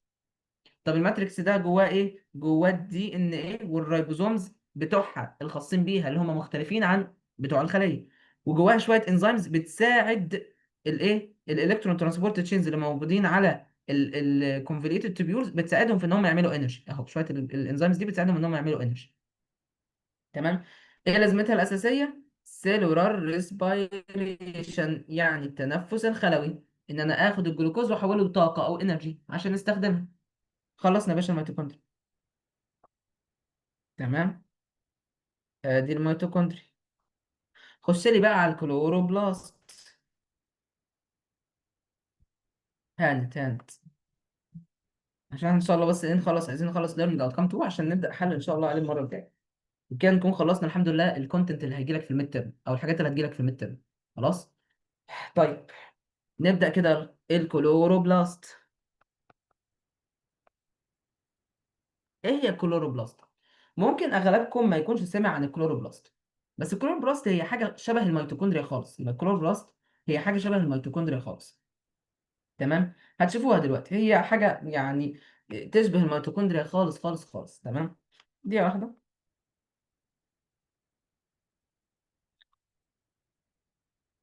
ايه رايك في الكلوروبلاست او ايه هي الكلوروبلاست؟ قال لك بص يا باشا، الكلوروبلاست، ادي صوره الكلوروبلاست. شايفين؟ ايه ده شبه الميتوكوندريا فعلا. قال لك هي اصلا يعتبر شبهها خالص. هي عباره عن ايه؟ اورجانيل. طب الاورجانيل ده ممبرينس ولا نون ممبرينس؟ يعني هو العضية ده ممبرينس ولا نون ممبرينس؟ قال لك خد عندك ده دبل ممبرينس. اوبا، دبل ممبرينس. زيه زي الايه؟ زيه زي الميتوكوندريا، زيه زي الميتوكوندريا. يعني عنده تو ممبرينز. بس الفرق ان التو ممبرينز سموث، مش واحد سموث وواحد كونفوليوتد. لا كونفوليوتد لا، الاثنين سموث يعتبر. الكلام لذيذ. اول حاجه هي حاجه لينس شيبد. خلاص. تمام. هي حاجه لينس شيبد.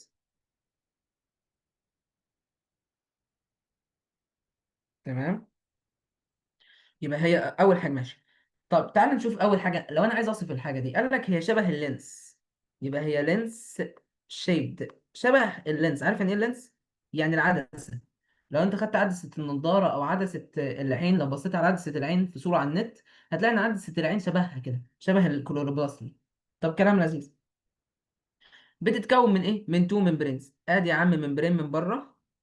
ادي هو الممبرين من بره بنسميه اوتر ممبرين، الممبرين اللي من بره ده. خلاص. وفي ممبرين تحتيه على طول بنسميه انر ممبرين. يبقى ممبرين من بره، ممبرين من جوه. الممبرين من بره بنسميه اوتر ممبرين، والممبرين اللي من جوه بنسميه انر ممبرين. طب كلام لذيذ.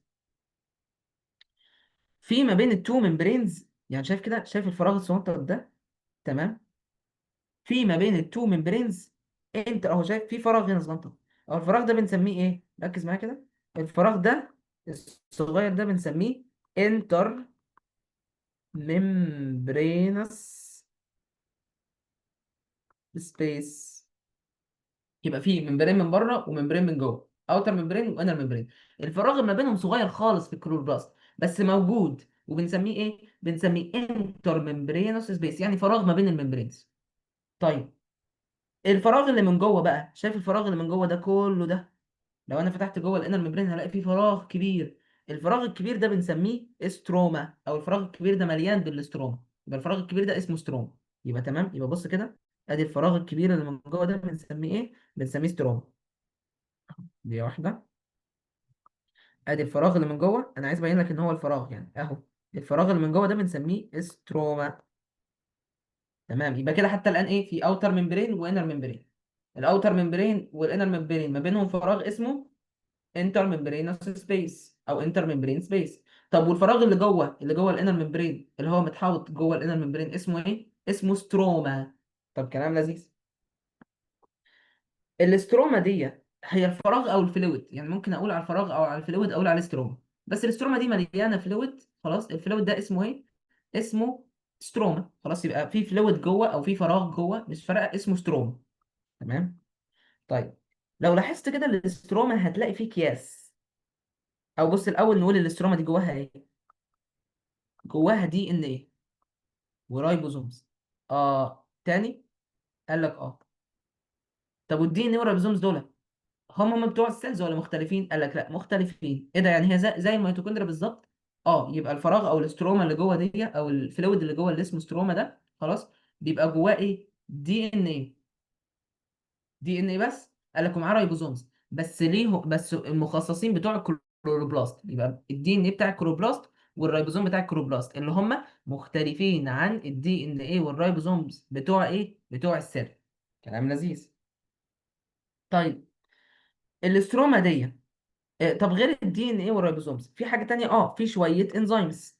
الانزيمز زي برضو زي الايه، زي الميتوكوندريا، بس اكيد الانزيمز دي مش هتعمل سيل ريسبيريشن، الميتوكوندريا هي اللي بتعمل سيل ريسبيريشن. اكيد الانزيمز دي هيكون لها حاجه تانية او وظيفه تانية هنشوفها دلوقتي. طب كلام لذيذ.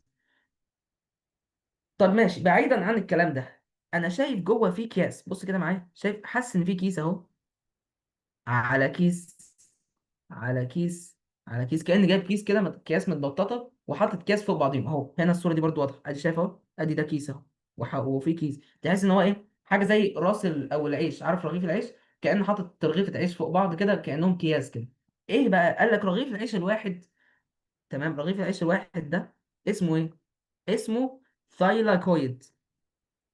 ثايلاكويد. يبقى رغيف العيش الواحد اسمه ايه؟ ثايلاكويد. طيب رغيف العيش ده جواه فراغ، اسمه ايه الفراغ ده؟ شايف كده لو لاحظت هتلاقي في فراغ من جوه كده في الفالكون. انا اسف الصوره مش واضحه، مش احسن حاجه، بس هي دي افضل صوره يعني شفتها على النت يعني. شايف كده هتلاقي في سبيس صغنطط كده، بنسميه ايه؟ بنسميه ثايلاكويد سبيس. خلاص. يبقى تاني، يبقى تاني، بيقول لك ايه؟ انا بصيت كده جوه لقيت ايه؟ لقيت الكلوروبلاست. طب ممكن تقول لي الكلوروبلاست دي شكلها ازاي؟ اقول لك عادي، ارسمها لك بايدي عشان برضو تبقى فاهم. شايف كده؟ عباره عن سيل ممبرين من بره، وتحتيه برضو سيل ممبرين، يبقى هي دبل ممبرينس. الفراغ اللي في النص ده بنسميه انتر ممبرينس سبيس، والفراغ اللي من جوه ده او الفلويد اللي جوه ده بنسميه ستروما.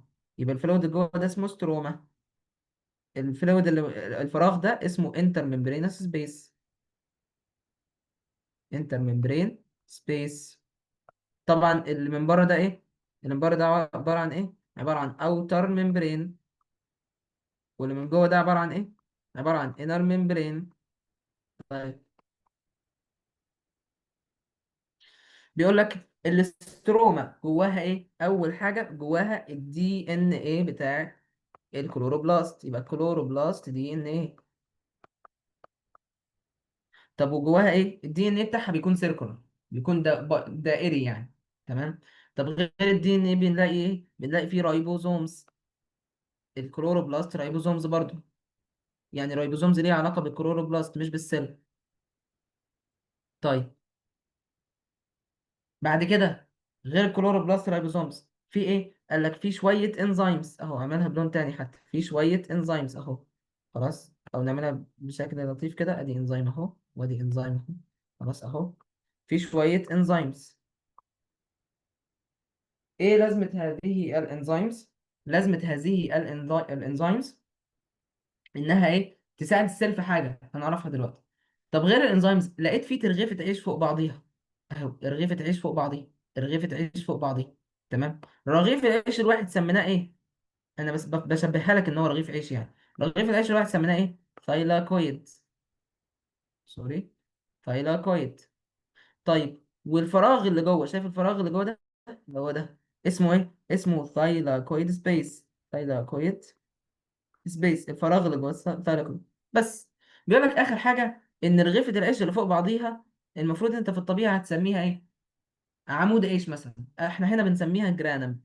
يبقى جرانم دي لما يبقى فيه ثايلاكويد فوق ثايلاكويد فوق ثايلاكويد بنسميهم كلهم على بعض ايه؟ جرانم. طب كلام لذيذ. اوكي اوكي اوكي. يبقى خلصنا كده يا باشا ايه الاستراكشر بتاع الكلوروبلاست. يبقى خلاص فهمنا كده الكلوروبلاست. طيب ما بقى لازمة الكلوروبلاست؟ ايه بقى الانزيمز والثايلاكويد والحاجات دي كلها بتعمل ايه او لازمتها ايه؟ الفانكشن بتاعتها. سوري.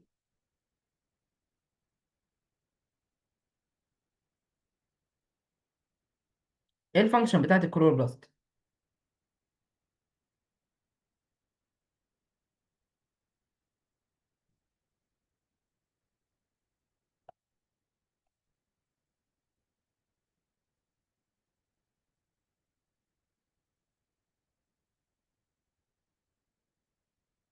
تمام تمام.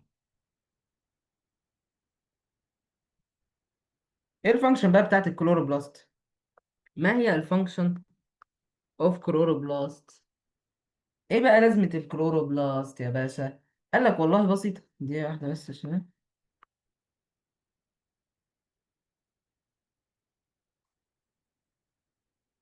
تمام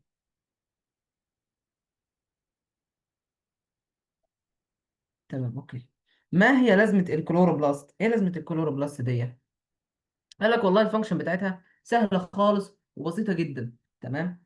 الفانكشن بتاعتها عكس الميتوكوندريا. الميتوكوندريا كانت بتعمل ايه؟ بتاخد الجلوكوز وتقوم مطلعه طاقة.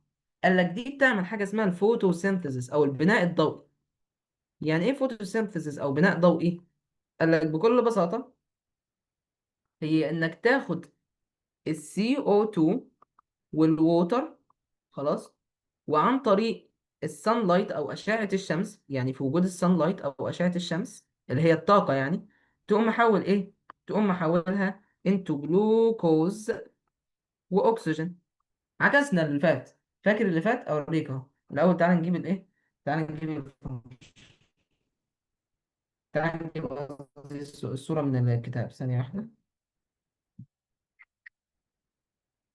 ادي الصوره،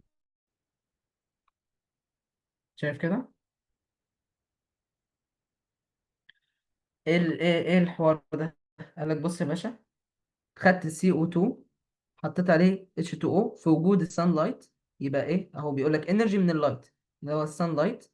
قمت حولته ايه، حولته لجلوكوز وايه واكسجين. ادي الجلوكوز والاكسجين.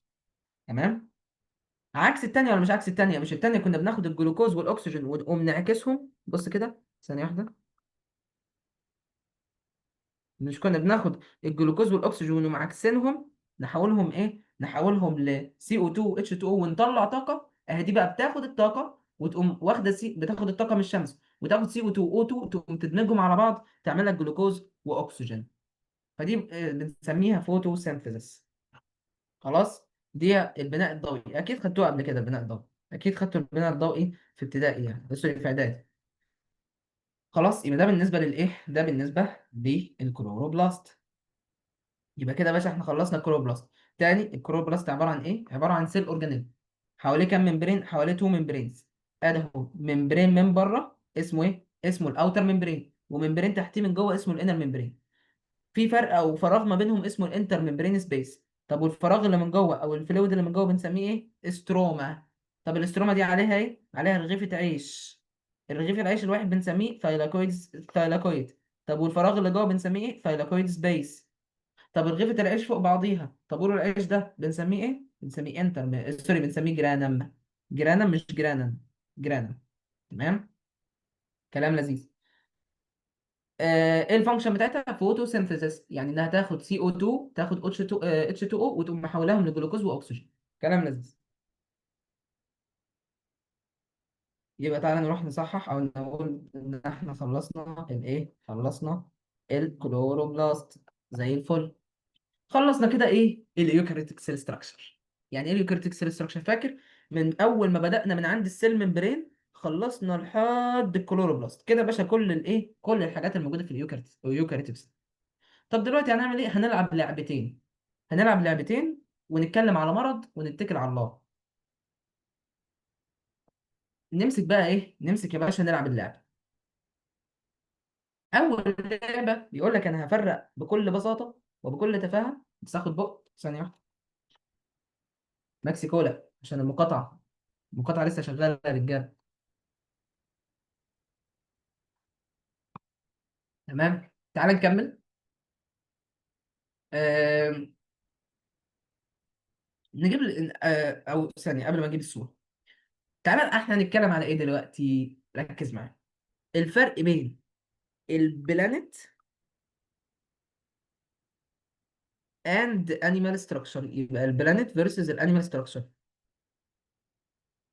هنخش كده في عركه بين الانيمال والبلانيت ستراكشر، ونشوف ايه الاستراكشرز اللي موجوده هنا وايه الاستراكشرز اللي مش موجوده هنا. يعني بمعنى، نرجع هنا بص، نشوف هل السيل ممبرين موجود في البلانيت والانيمال، ولا موجود في واحد منهم بس، وهكذا نفضل اورجانيل اورجانيل ناخد هو موجود هنا وهنا ولا موجود في حته واحده بس. ليه؟ قال لك لان هو بيسالك، يجي يقول لك ايه الاستراكشر اللي موجود في الانيمال مش موجود في البلانيت، او العكس، ايه الاستراكشر اللي موجود في البلانيت مش موجود في الانيمال. فاحنا هنشوف دلوقتي مع بعضين، لازم تبقى عارفهم كويس جدا. هنجيب صوره، ادي الصوره. تمام. ركز معايا. انا بص هاخد الصوره بكل حاجه ناخدها تحت. خلاص اخد الصوره بكل حاجه وناخدها تحت. دي واحده.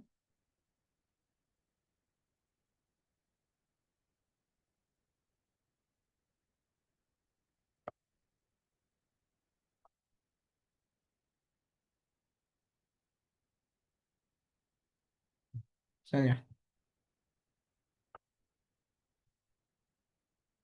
اخد. بص كده ركز معايا. ادي البلانيت، بيقول لك ادي هي البلانيت وادي هي الانيمال سيل. تعالى بقى يلا نتكلم مع بعض. انا هاخدها من بره لجوه، يعني هاخدها من بره لجوه. بالنسبه للسيل ممبرين، اهو بالنسبه للسيل ممبرين قال لك السيل ممبرين موجود هنا وموجود هنا. ادي اهو في سيل ممبرين هنا وفي سيل ممبرين هنا. طيب بالنسبه للسيتوبلازم قال لك طب الاول نوعهم ايه؟ يوكاريوتيك ولا بيوكاريوتيك؟ الاثنين يوكاريوتيك، يوكاريوتيك سيل. يبقى دي يوكاريوتيك سيل ودي يوكاريوتيك سيل. لا اله الا الله. كاريوتيك سيل. طيب بالنسبه للسيل ممبرين قلنا موجود هنا وموجود هنا.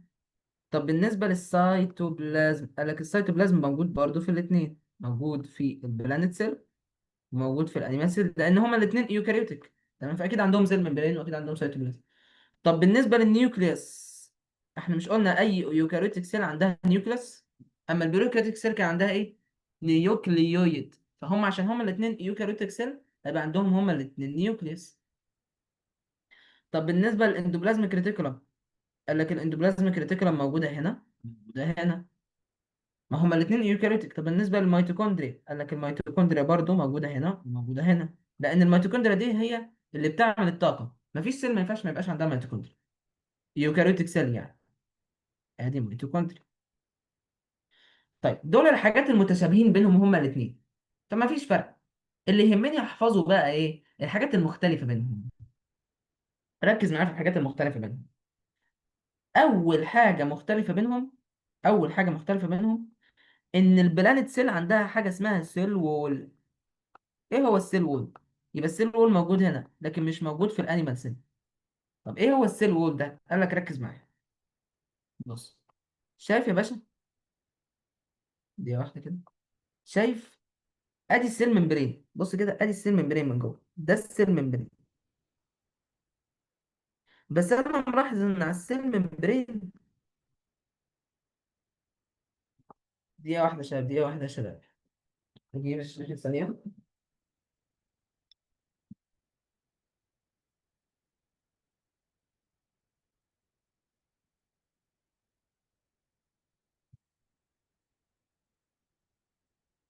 تمام. اوكي. بس انا ملاحظ ان السيل ممبرين، ملاحظ ان السيل ممبرين ماله.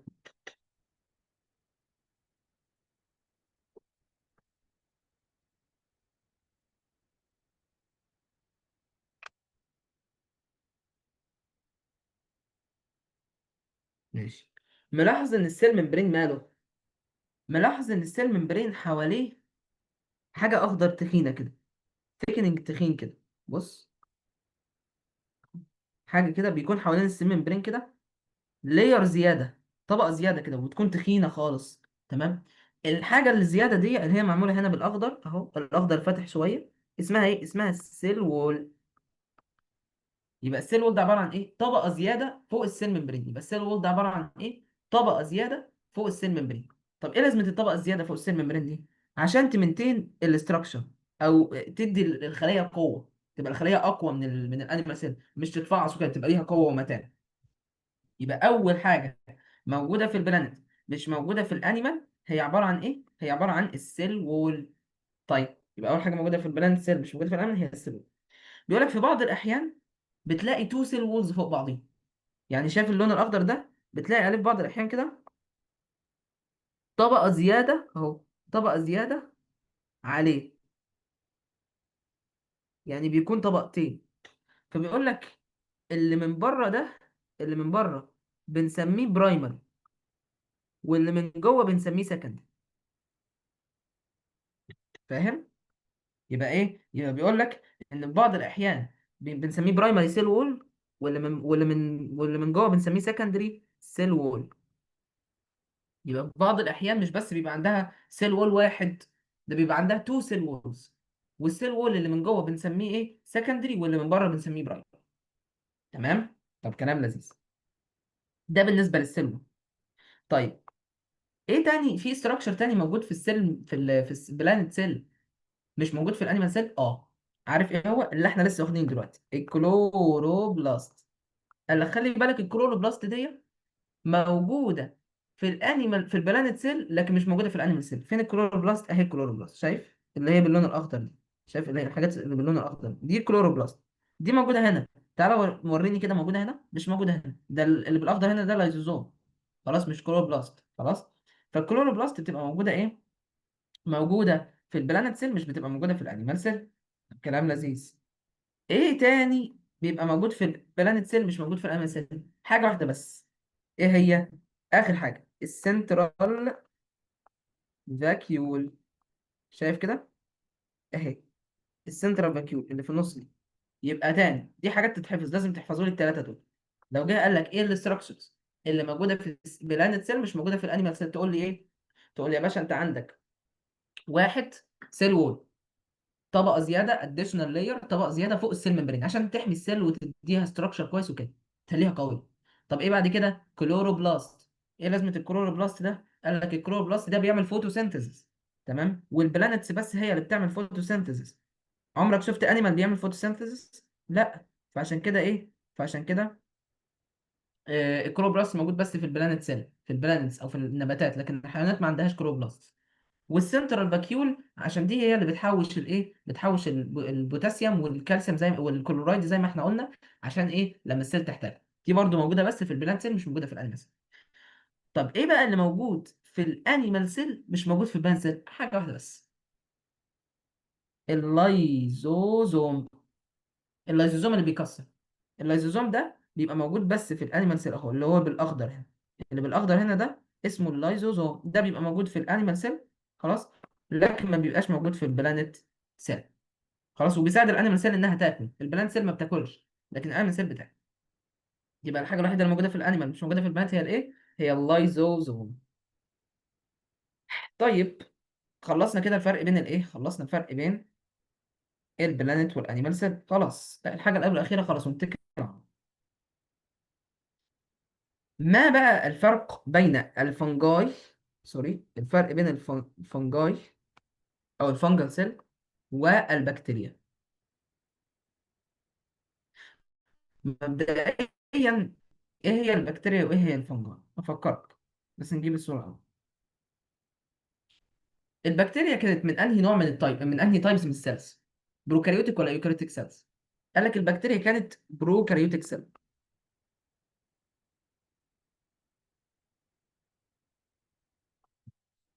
طب والفنجاي كانت يوكاريوتيك سيل. يبقى البكتيريا كانت بروكاريوتيك سيل، اما الفنجاي يوكاريوتيك سيل. فاكرين تايبس اوف سيلز؟ خلاص. طب حلو الكلام. انت كده بتقول لي ان دي حاجه ودي حاجه، حرفيا دي حاجه ودي حاجه. طيب خلاص، تعال نفرق ما بينهم بقى، طالما هما بقى مختلفين خالص كده، تعال نفرق ما بينهم. قال لك حاضر. مبدئيا بالنسبه ناخدهم من بره لجوه. تمام. بالنسبه للسيل ممبرين، قال لك السيل ممبرين موجود هنا وهنا. البروكاريوتيك سيلز والايوكاريوتيك سيلز الاثنين كان عندهم سيل ممبرين عادي. فالسيل ممبرين هنا وهنا. طب كلام لذيذ. غير السيل ممبرين في ايه؟ غير السيل ممبرين، سيتوبلازم. قال لك السيتوبلازم عادي برضو موجود هنا وموجود هنا، مفيش اي مشكله. ادي من بره السيل ممبرين اهو. فين؟ ادي اهو السيل ممبرين من بره. خلاص. اهو السيل ممبرين موجود هنا موجود هنا. وادي السيتوبلازم موجود هنا موجود هنا. طيب، ايه تاني؟ قال لك النيوكليوس. هنا نقط. الايوكاريوتيك سيل كان بيبقى عندها نيوكليوس، يعني الدي ان ايه بتاعها متحوط بممبرين، وهو بنسميه نيوكليوس. شايفين ادي النيوكليوس اهي. خلاص، فبنسميه نيوكليوس. لكن البكتيريا سيل ما كانش عندها نيوكليوس، كان الدي ان ايه تفتكر كان مرمي فين؟ كان مرمي في السيتوبلازم، في حته في السيتوبلازم بنسميها ايه؟ نيوكليويد. يبقى النيوكليويد ده مش سيل ممبرين ولا حاجه، مش زي النيوكليوس. النيوكليوس عباره عن سيل ممبرين جواها الدي ان ايه، لكن النيوكليويد ده عباره عن ايه؟ حته في السيتوبلازم، مكان في السيتوبلازم. زي مثلا لما اقول لك في مدينه، والمدينه دي فيها مكان صغنطط، فنفس الكلام في سيتوبلازم، والسيتوبلازم ده فيه مكان صغنطط، مش لازم يكون متحوط بحاجه، هو مكان. خلاص، فالمكان ده بنسميه النيوكليويد، هو ده المكان اللي بيبقى فيه الدي ان ايه. زي في الشارع، انت في الشارع، خلاص انت في نص الشارع، فانا سميت الحته اللي في نص الشارع دي منتصف الشارع، او الحته اللي موجود فيها عمار مثلا. خلاص، يبقى لما اقول لك الحته اللي موجود فيها عمار، هل انا متحوط بسيل ممبرين؟ هل انا متحوط بسور في نص الشارع؟ لا، انا موجود في حته بس، فالحته دي بنسميها النيوكليويد. يبقى الحته اللي موجود فيها الدي ان ايه جوه البكتيريا سيل اسمه نيوكليويد. طب كلام لذيذ. يبقى الفنجل سيل عشان هي يوكاريوتيك سيل، اهو بص، عشان هي يوكاريوتيك سيل، خلاص، فبيبقى ايه؟ فبيبقى موجوده فين؟ موجوده في السيتو، سوري، موجوده عندها نيوكليس. لكن البكتيريا عشان هي بروكاريوتيك سيل، فبيبقى موجود جواها ايه؟ نيوكليويد مش نيوكليس. طب كلام لذيذ. بالنسبه للايه؟ لكل الممبرينس اورجانيلز، يعني هل الممبرينس اورجانيلز موجوده هنا وهنا؟ ركز معايا. قال لك الممبرينس اورجانيلز موجوده هنا بس مش موجوده هنا. زي ايه الممبرينس اورجانيلز؟ النيوكليس، الاندوبلازميك ريتيكولوم، الجولجي اباريتس، كل دول بنسميهم ممبرينس اورجانيلز، يعني اورجانيلز متحوطه بممبرين. قال لك الاورجانيلز المتحوطه بممبرين اتفقنا زمان ان الايوكاريوتيك سيل هي اللي عندها الايه؟ الاورجانيلز المتحوطه بممبرين. لكن البروكاريوتيك سيل زي البكتيريا ما عندهاش ممبرينز متحوطه ما عندهاش اورجانيلز متحوطه بممبرين. طيب، بالنسبه للنون ممبرينس اورجانيلز بقى، الاورجانيلز اللي مش متحوطه بممبرين، زي الايه؟ زي مثلا الريبوزوم. تتوقع ايه بقى؟ موجود فين؟ موجود في الاثنين عادي. يبقى النون ممبرينس اورجانيلز زي الريبوزومز موجوده في الاثنين، لكن الممبرينس اورجانيلز موجوده فين؟ في الايوكاريوتيك سيل بس، زي الفنجال. طب كلام لذيذ. ايه تاني؟ اخر حاجه السيل وول. قال لك خد معاك بقى كده، هنا عندك اخر حاجه، السيل وول موجود في الاثنين. ازاي؟ عادي. الحاجه الوحيده يعتبر اللي ما عندهاش سيل وول هي البلانت سوري، هي الانيمال سيل. لكن الفنجل سيل عندها سيل وول، البكتيريا سيل عندها سيل وول، البلانت سيل عندها سيل. يبقى بلانت، فنجل، بكتيريا اللي عندهم سيل وول. الحاجه الوحيده اللي ما عندها سيل وول هي الايه؟ هي الانيمال سيل. تمام، قلناها برضو في السيشن اللي ايه؟ اللي قبل اللي فاتت، لما كنا بدنا نشرح ليرنينج اوت كام 1 سوري 2. وقلنا ان ايه؟ ان الحاجه الوحيده او السيل الوحيده او نوع السيل الوحيد اللي ما عندوش سيل وول هو الايه؟ الانيمال سيل. اي حاجه غير كده عندها سيل وول عادي. كلام لذيذ. كده يا باشا احنا ايه؟ اهم حاجه تركز لي عليها على فكره هي السيل وول، الحته الاخرانيه دي، ان كله عنده سيل وول. كله عنده سيل وول اهو، ما عدا ايه؟ ما عدا الايه؟ الانيمال سيل. يجي يسالك في الامتحان all of those cells have cell walls except، يحط لك كذا كذا كذا animal. يبقى الانيمال هي الحاجه الوحيده اللي ما عندهاش ايه؟ ما عندهاش سيل وول. كلام لذيذ. كده يا باشا احنا خلصنا الحاجه اللي قبل الاخيره في learning outcome 2 اللي هي الفنجل والبكتيريا السيل. فاضل لنا حاجه واحده بس، اللي هي ايه؟ التي بي، مرض السل. نخلصه كده على السريع، تمام، عشان نبقى خلصنا السيشن بتاعنا. خلاص. طيب ركز معايا. مرض التي بي او السل، خلينا نبدا بيج جديد. التي بي اسمه الكامل تيوبركلوزس، اللي هو ده مرض ايه؟ قال لك ده مرض السل.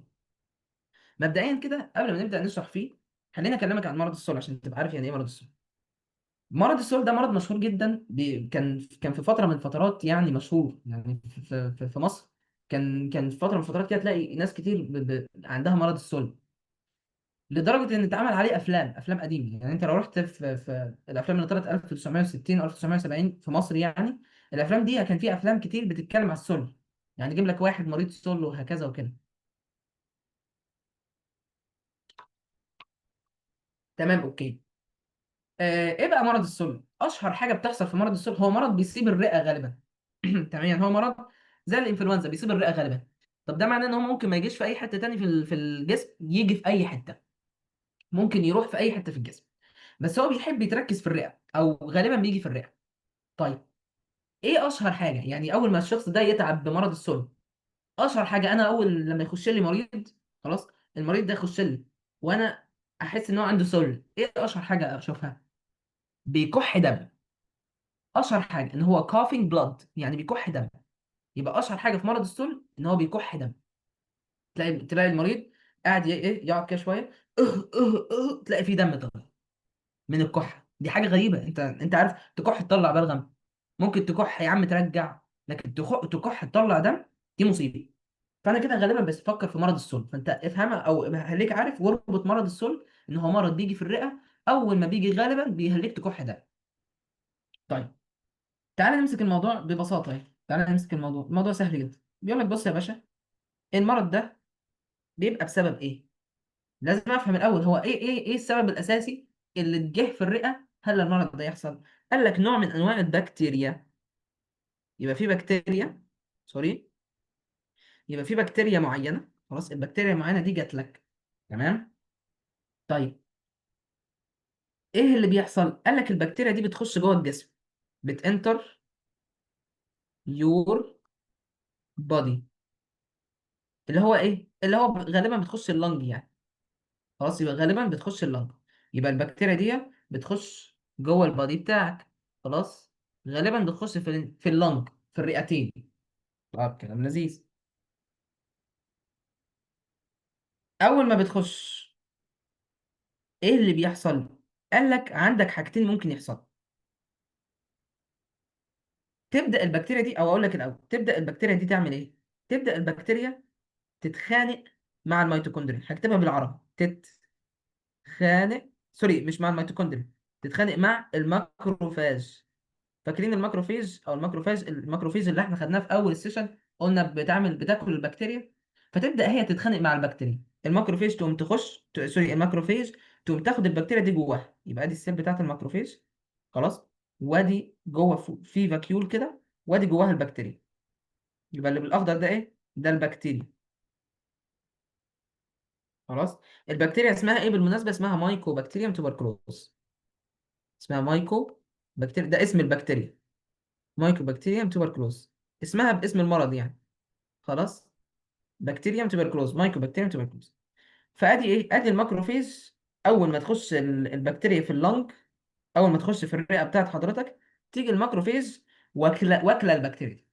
ويحصل قدامك حاجتين بالظبط، لا اما البكتيريا اللي تنتصر، لا اما الماكروفيج اللي بتنتصر. في 90% من الحالات الماكروفيج هي اللي بتنتصر، والبكتيريا بتفضل جوه الماكروفيج وبس، خلاص. يعني هو ما حدش بيموت، البكتيريا لسه عايشه والماكروفيج لسه عايشه، خلاص. انت مش قلت لي يا دكتور ان الماكروفاج دي لما بتاخد الايه، لما بتاخد البكتيريا بتقتلها، بتكسرها وتقتلها؟ قال لك اه، بس عشان البكتيريا دي قويه قوي، فاللايزوزومز ما بتقدرش تكسرها، فبتفضل البكتيريا عايشه جوه الماكروفيج، والماكروفيج عايشه والدنيا زي الفل. وده في 90% غالبا، يعني بنسبه 90% ده اللي بيحصل. طيب، بنسبه 10% ايه اللي بيحصل؟ بنسبه 10% ان الماكروفيج دي اهو جواها الايه، جواها البكتيريا اهو. ايه اللي بيحصل؟ بنسبه 10% ان الماكروفيج دي بتموت، يبقى الخليه دي بتداي، خلاص. وايه اللي يحصل؟ البكتيريا تطلع، يبقى البكتيريا جيتس اوت، وتعمل لك مشكله، وتعمل لك الديسيز او المرض. تبدا ايه، تهلك تكح دم وتطلع دم، وهكذا تكح دم. كحه الدم دي اشهر حاجه في التوبركلوز زي ما احنا. فتعمل لك ديسيز. الحاجه دي بنسميها ايه؟ بنسميها اكتيف انفكشن. طب ليه اكتيف؟ اكتيف معناها شغال، فده معناها ان الانفكشن اشتغل. يبقى دي اول حاجه ممكن تحصل. يبقى اول حاجه ممكن تحصل ان هي تعمل لك اكتيف انفكشن، ودي بنسبه 10%، حاجه ضئيله جدا، يعني حاجه تكاد لا تكون تذكر. خلاص، ايه بنسبه 10%؟ خلاص، 10% بس بنسبه 10% لو دخلت لك البكتيريا هتعمل اكتيف انفكشن. اغلب الحالات زي ما احنا قلنا البكتيريا بتفضل عايشه وبتعمل حاجه اسمها ايه؟ بتعمل حاجه اسمها inactive infection. inactive او latent. latent يعني خامل، خلاص، latent infection. خلاص، في اغلب الحالات، لكن اغلب الحالات يعني بتفضل البكتيريا عايشه. بس بيقول لك في اي لحظه ممكن الماكروفيج دي تموت والبكتيريا تطلع فتعمل لك اكتيف انفكشن. يبقى ممكن في اي لحظه ايه اللي يحصل؟ اللاتنت انفكشن او الاكتيف انفكشن يتحول لاكتيف انفكشن. يبقى فهمنا اول حاجه ايه؟ عندك بكتيريا دخلت اللنج، جوه اللنج تلاقي ايه؟ تلاقي الماكروفيج، الماكروفيج تاكل البكتيريا، يبقى كده اصبح عندك بكتيريا خلاص جوه الماكروفيج. لا اما تكمل كده وتفضل الماكروفيج عايشه جواها البكتيريا وساعتها بنسميها ان اكتف او لاتنت انفكشن، لا اما انها تخش جوه الماكروفيج، سوري، لا اما الماكروفيج تموت والبكتيريا تطلع بره وتبدا تعمل لك المرض وبنسميها اكتف انفكشن. طب كلام لذيذ. ايه بقى الاعراض اللي هتظهر لك زي ما احنا قلنا؟ انك يحصل لك كاف with blood او with bleeding. لان يعني انت بتكح دم. مهم جدا تعرفها. يجي يقول لك ايه المرض اللي بيهلك تكح دم؟ تي بي، دايابيتس، ملاريا، مش عارف ايه، اي حاجه. فانت تقول له ايه؟ التي بي ده هو اللي بيهلك تكح دم. خلاص وافتكروها. تمام. طب كلام لذيذ. بيقول لك ايه بقى التريتمنت؟ ايه علاج التي بي؟ ايه التريتمنت بتاعت التي بي؟ انا عايز اعالج التي بي دلوقتي، اعالجه ازاي؟ قال لك سهل، الموضوع سهل وبسيط. تعالجه بكل بساطة عن طريق إنك تعمل إيه؟ عن طريق إنك تدي حاجة اسمها أنتي بايوتيك. يعني إيه أنتي بايوتيك؟ أنتي بايوتيك هو مضاد حيوي. الأنتي بايوتيك ده بيعمل إيه؟ قال لك الأنتي بايوتيك ده بيكل ذا بكتيريا، بيقتل البكتيريا. خلاص؟ يبقى أنت بتديها مضاد حيوي تقتل البكتيريا. طالما الماكروفاج مش قادرة تقتل البكتيريا بتهلي إيه؟ بتديها أنتي بايوتيك. الأنتي بايوتيك ده هو اللي بيقتل لك البكتيريا. تمام؟ طب كلام لذيذ. تمام اوكي. كلام لذيذ، كلام لذيذ. ماشي، مفيش صور بس ماشي خلاص. مش مشكلة. تمام. يبقى انت بتدي ايه؟ بتدي العيان ده انتي بايوتيك. تمام. عشان تقتل البكتيريا. طب ركز معايا، ايه انواع الانتي بايوتكس اللي بتديها؟ خلاص قالك لازم تعرف ان في نوعين للانتي بايوتكس اللي بتديها. في نوعين للانتي بايوتكس اللي بتديها. لا اما تدي واحد انتي بايوتيك اسمه ايه؟ انتي بايوتيك اسمه ايزونيازيد، او بتدي انتي بايوتيك اسمه ريفامبسين. دي اسماء انتي بايوتيك. لو انت رحت الدواء الانتي بايوتيك، لو انت عندك مضاد حيوي في البيت، روح كده بالذات لو انت عندك مضادات حيويه يعني كذا علبه، روح كده دور هتلاقي في واحد منهم على واحد منهم مكتوب ايزونيازيد او مكتوب ريفامبسين. يبقى دي انواع من المضادات الحيويه. خلاص. بتقتل الخليه. يبقى الاثنين ده بيكل الخليه، بيكل البكتيريا، وده برضو بيكل البكتيريا. بس بيعمل لها كيلينج ازاي؟ بيقتلها ازاي؟ زي ما انا كده امسك مسدس واقتلك، وامسك سكينه واقتلك، بعد الشر عليك طبعا. بس انا ممكن اقتلك بطريقتين، بسكينه، بمسدس. خلاص اشنقك، ارميك من على تل، اغرقك. سوري سوري طبعا بعد الشر عليك. فممكن اقتلك بكذا طريقه، صح؟ فبرضو الايه الانتي بايوتيك ممكن يقتل البكتيريا بكذا طريقه. قال لك طب الايزونازيد بيقتلها بايه؟ قال لك الايزونازيد ده، سوري، الايزونازيد ده بيستوب السيل وول سينثيسيس، بيخلي الخليه مش قادره تصنع السيل وول بتاعها. طب لما الخليه ما تقدرش تصنع السيل وول بتاعها تموت، تضاي. كاني جيت قلت لك انت مش هتقدر تصنع، مش هقطع لك ايدك او هقطع لك راسك فهتموت. في نفس الخلايا نفس الكلام، الايزونازيد ده بيمنع الخلايا وبيخليها ما تقدرش تصنع سيل وول. فلما بيبقى عندها السيل وول بتموت. يبقى الخليه خليك عارفها دلوقتي ان الخليه لما ما يبقى عندهاش سيل وول بتموت. طيب الريفامبسين ده بقى بيعمل ايه؟ الريفامبسين بيقتلها ازاي؟ قال لك بيقتلها. تمام. بيقتلها عن طريق ايه؟ بيقتلها عن طريق ان هو بيستوب البروتين سينثيسيس، بيوقف البروتين سينثيسيس، بيوقف تصنيع البروتينات. وبرضه لما توقف تصنيع البروتينات الخليه بتموت، لان البروتينات دي بتبقى الخليه محتاجه البروتينات دي عشان تعيش. خلاص. طيب كلام لذيذ.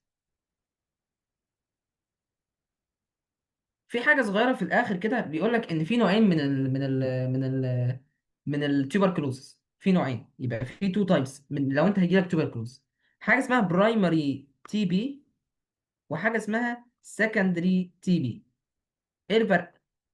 قال لك بص، برايمري تي بي يعني انت بتاخد الانفكشن لاول مره. يعني انت اول مره تجيلك البكتيريا، لكن دي انت بتاخد الانفكشن لتاني مره، يعني دي تاني مره جسمك يتعرض للبكتيريا. طب ايه اول مره جسمك يتعرض للبكتيريا؟ عادي، ادي جسمك اهو، ادي الرئه، او بلاش كده، ادي الرئه، نرسم رئه، ادي الرئه يا باشا.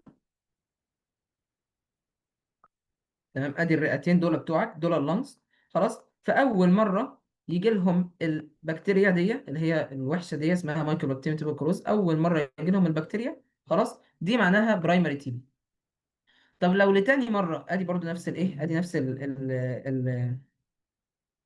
اللنج، تاني مره يجي لهم البكتيريا، قال لك احتماليه، لا اما برضو البكتيريا تجيلك من جوه، يبقى لتاني مره او السكندري تي بي ان هو تاني مره تجيلك البكتيريا. برضو ممكن البكتيريا تجيلك من جوه، دي اول احتمال. تاني احتمال هو ايه؟ تاني احتمال ان البكتيريا ما تجيلكش من جوه، انت مش كنت اتصبت بيها اول مره، يبقى دي تاني مره، يبقى ده معناه ان انت اتصبت بيها مره قبل كده. مش قلنا ان هي ممكن تكون موجوده جوه الماكروفيج؟ مش قلنا ان ممكن البكتيريا دي تكون موجوده جوه الماكروفيج؟ فده معناه ايه؟ لو الماكروفيج دي ماتت، خلاص، والبكتيريا طلعت منها اهو، ادي البكتيريا اهو، البكتيريا جيت اوت، فكأن جسمك بيشوف البكتيريا لتاني مرة. فهمت؟ يبقى تاني. ايه الفرق بين البرايمري والسكندري تي بي؟ البرايمري تي بي يعني اول مرة تاخد التي بي، يعني اول مرة تجيلك البكتيريا من بره، خلاص، السلام عليكم. طب يعني ايه سكندري تي بي؟ لا، يعني تاني مرة تجيلك البكتيريا. طب ليه شكلين؟ ده اما فعلا انت جات لك البكتيريا وخلاص خفيت منها وما بقتش موجودة جوه خالص، وراحت جات لك تاني من بره، يبقى دي تاني مرة، يبقى دي اسمها سكندري تي بي. طيب ايه بقى الشكل التاني؟ الشكل التاني ان انت جات لك البكتيريا، دخلت جوه، ده اول مره جات لك ودخلت جوه، بس جسمك قدر يتغلب عليها، حطها جوه الماكروفاج وسابها. تمام. ففي فتره من الفترات الماكروفاج دي ماتت وطلعت البكتيريا، فلما تطلع البكتيريا يبقى ده ايه؟ ده سكندري تي بي. ليه؟ الرئه شافت البكتيريا قبل كده، بس بعد كده الماكروفاج خدتها خبتها عندها، لما الماكروفاج ماتت شافتها الايه تاني مره. طيب انا ليه بشرح الكلام ده؟ عشان اقول لك ان في البرايمري تي بي، في البرايمري تي بي، على فكره الكلام ده بيتسال، في البرايمري تي بي لما بخش، يعني لو البكتيريا داخله لاول مره في الرئه، بلاقي فيه ايه جوه الرئه؟ بلاقي فيه جوه الرئه حاجات كده ايه، حمراء، زي التهابات. الالتهابات دي بنسميها ايه؟ بنسميها جونز فوكس، التهابات جونز. خلاص. لكن لو هي السكندري للمره الثانيه، الرئه بتبقى تعبت، الرئه بتبقى خلاص، يعني هي قاومتها مره وبعد كده قامت جت لها مره تانية، فالرئه بتبقى ضعفت، بنلاقي حرفيا كافيتيز. عارف يعني ايه كافيتيز؟ يعني اخرام، ثقوب، بنلاقي ثقوب في الرئه. خلاص، حرفيا بنلاقي كافيتيز، ثقوب. عارف الثقب؟ عارف لما تبقى ماشي في الارض او ماشي على الشارع وتلاقي في حفره لتحت؟ بنلاقي في الرئه كده. بسبب ايه؟ الرئه خلاص تعبت، فالرئه مش قادره تقاوم، فالبكتيريا بتبدا تاكل في الرئه. ففهمت ليه؟ يعني البكتيريا في اول مره لا، الرئه قويه، فالرئه ايه؟ يا دوبك يحصل لها شويه التهابات، بنسميها ايه؟ بنسميها جونز فوكس. طب لو لتاني مره، لو التي بي دخل لتاني مره، البكتيريا تعبت، ما هي كانت بتقاوم في المره الاولى، دخلها تاني مره، لا، ما تقدرش تقاوم، فتقوم تحصل ايه؟ كافيتس، اخرام تتاكل. بس كده يا شباب احنا الحمد لله خلصنا ليرنينج اوت كام 2. تمام. الحمد لله السيشن دي كانت صعبه قوي. انا من الساعه 9 بسجل، بحاول اشتغل اللايف، النور قطع ساعه، بعد كده النت ما كانش راضي يشتغل، وعمال اقطع واطلع واخش واطلع واخش لحد ما يعني زهقت. وحتى الان الساعه يعني خلاص منتصف الليل يمكن بعد كده، وانا شغال عمال بعمل ريكورد. فبالتوفيق. تمام. كده احنا الحمد لله خلصنا learning outcome 2. ان شاء الله السيشن الجاي هنحل على learning outcome 2، كمان ممكن نبدا في learning outcome 3.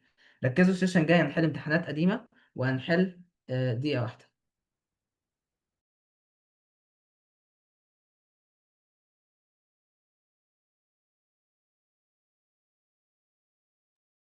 طب معلش بس حد كان بيرن عليا. ف الحمد لله احنا ايه خلصنا learning outcome 2، ده تاني learning outcome. هنعمل زي learning outcome 1 زي ما عملنا من learning outcome 1.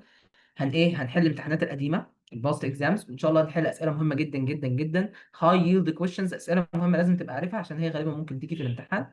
ده كله هيحصل ان شاء الله السيشن الجاي، وكمان ممكن نبدا في سيشن في ليرنينج اوت كام 3 ان شاء الله، على حسب ما يتوفر معنا الوقت يعني.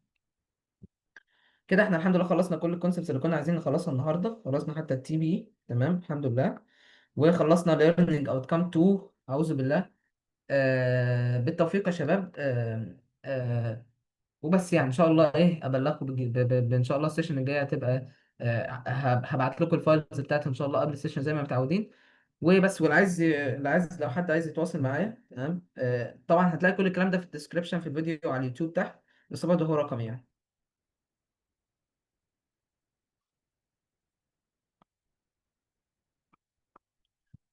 بالتوفيق.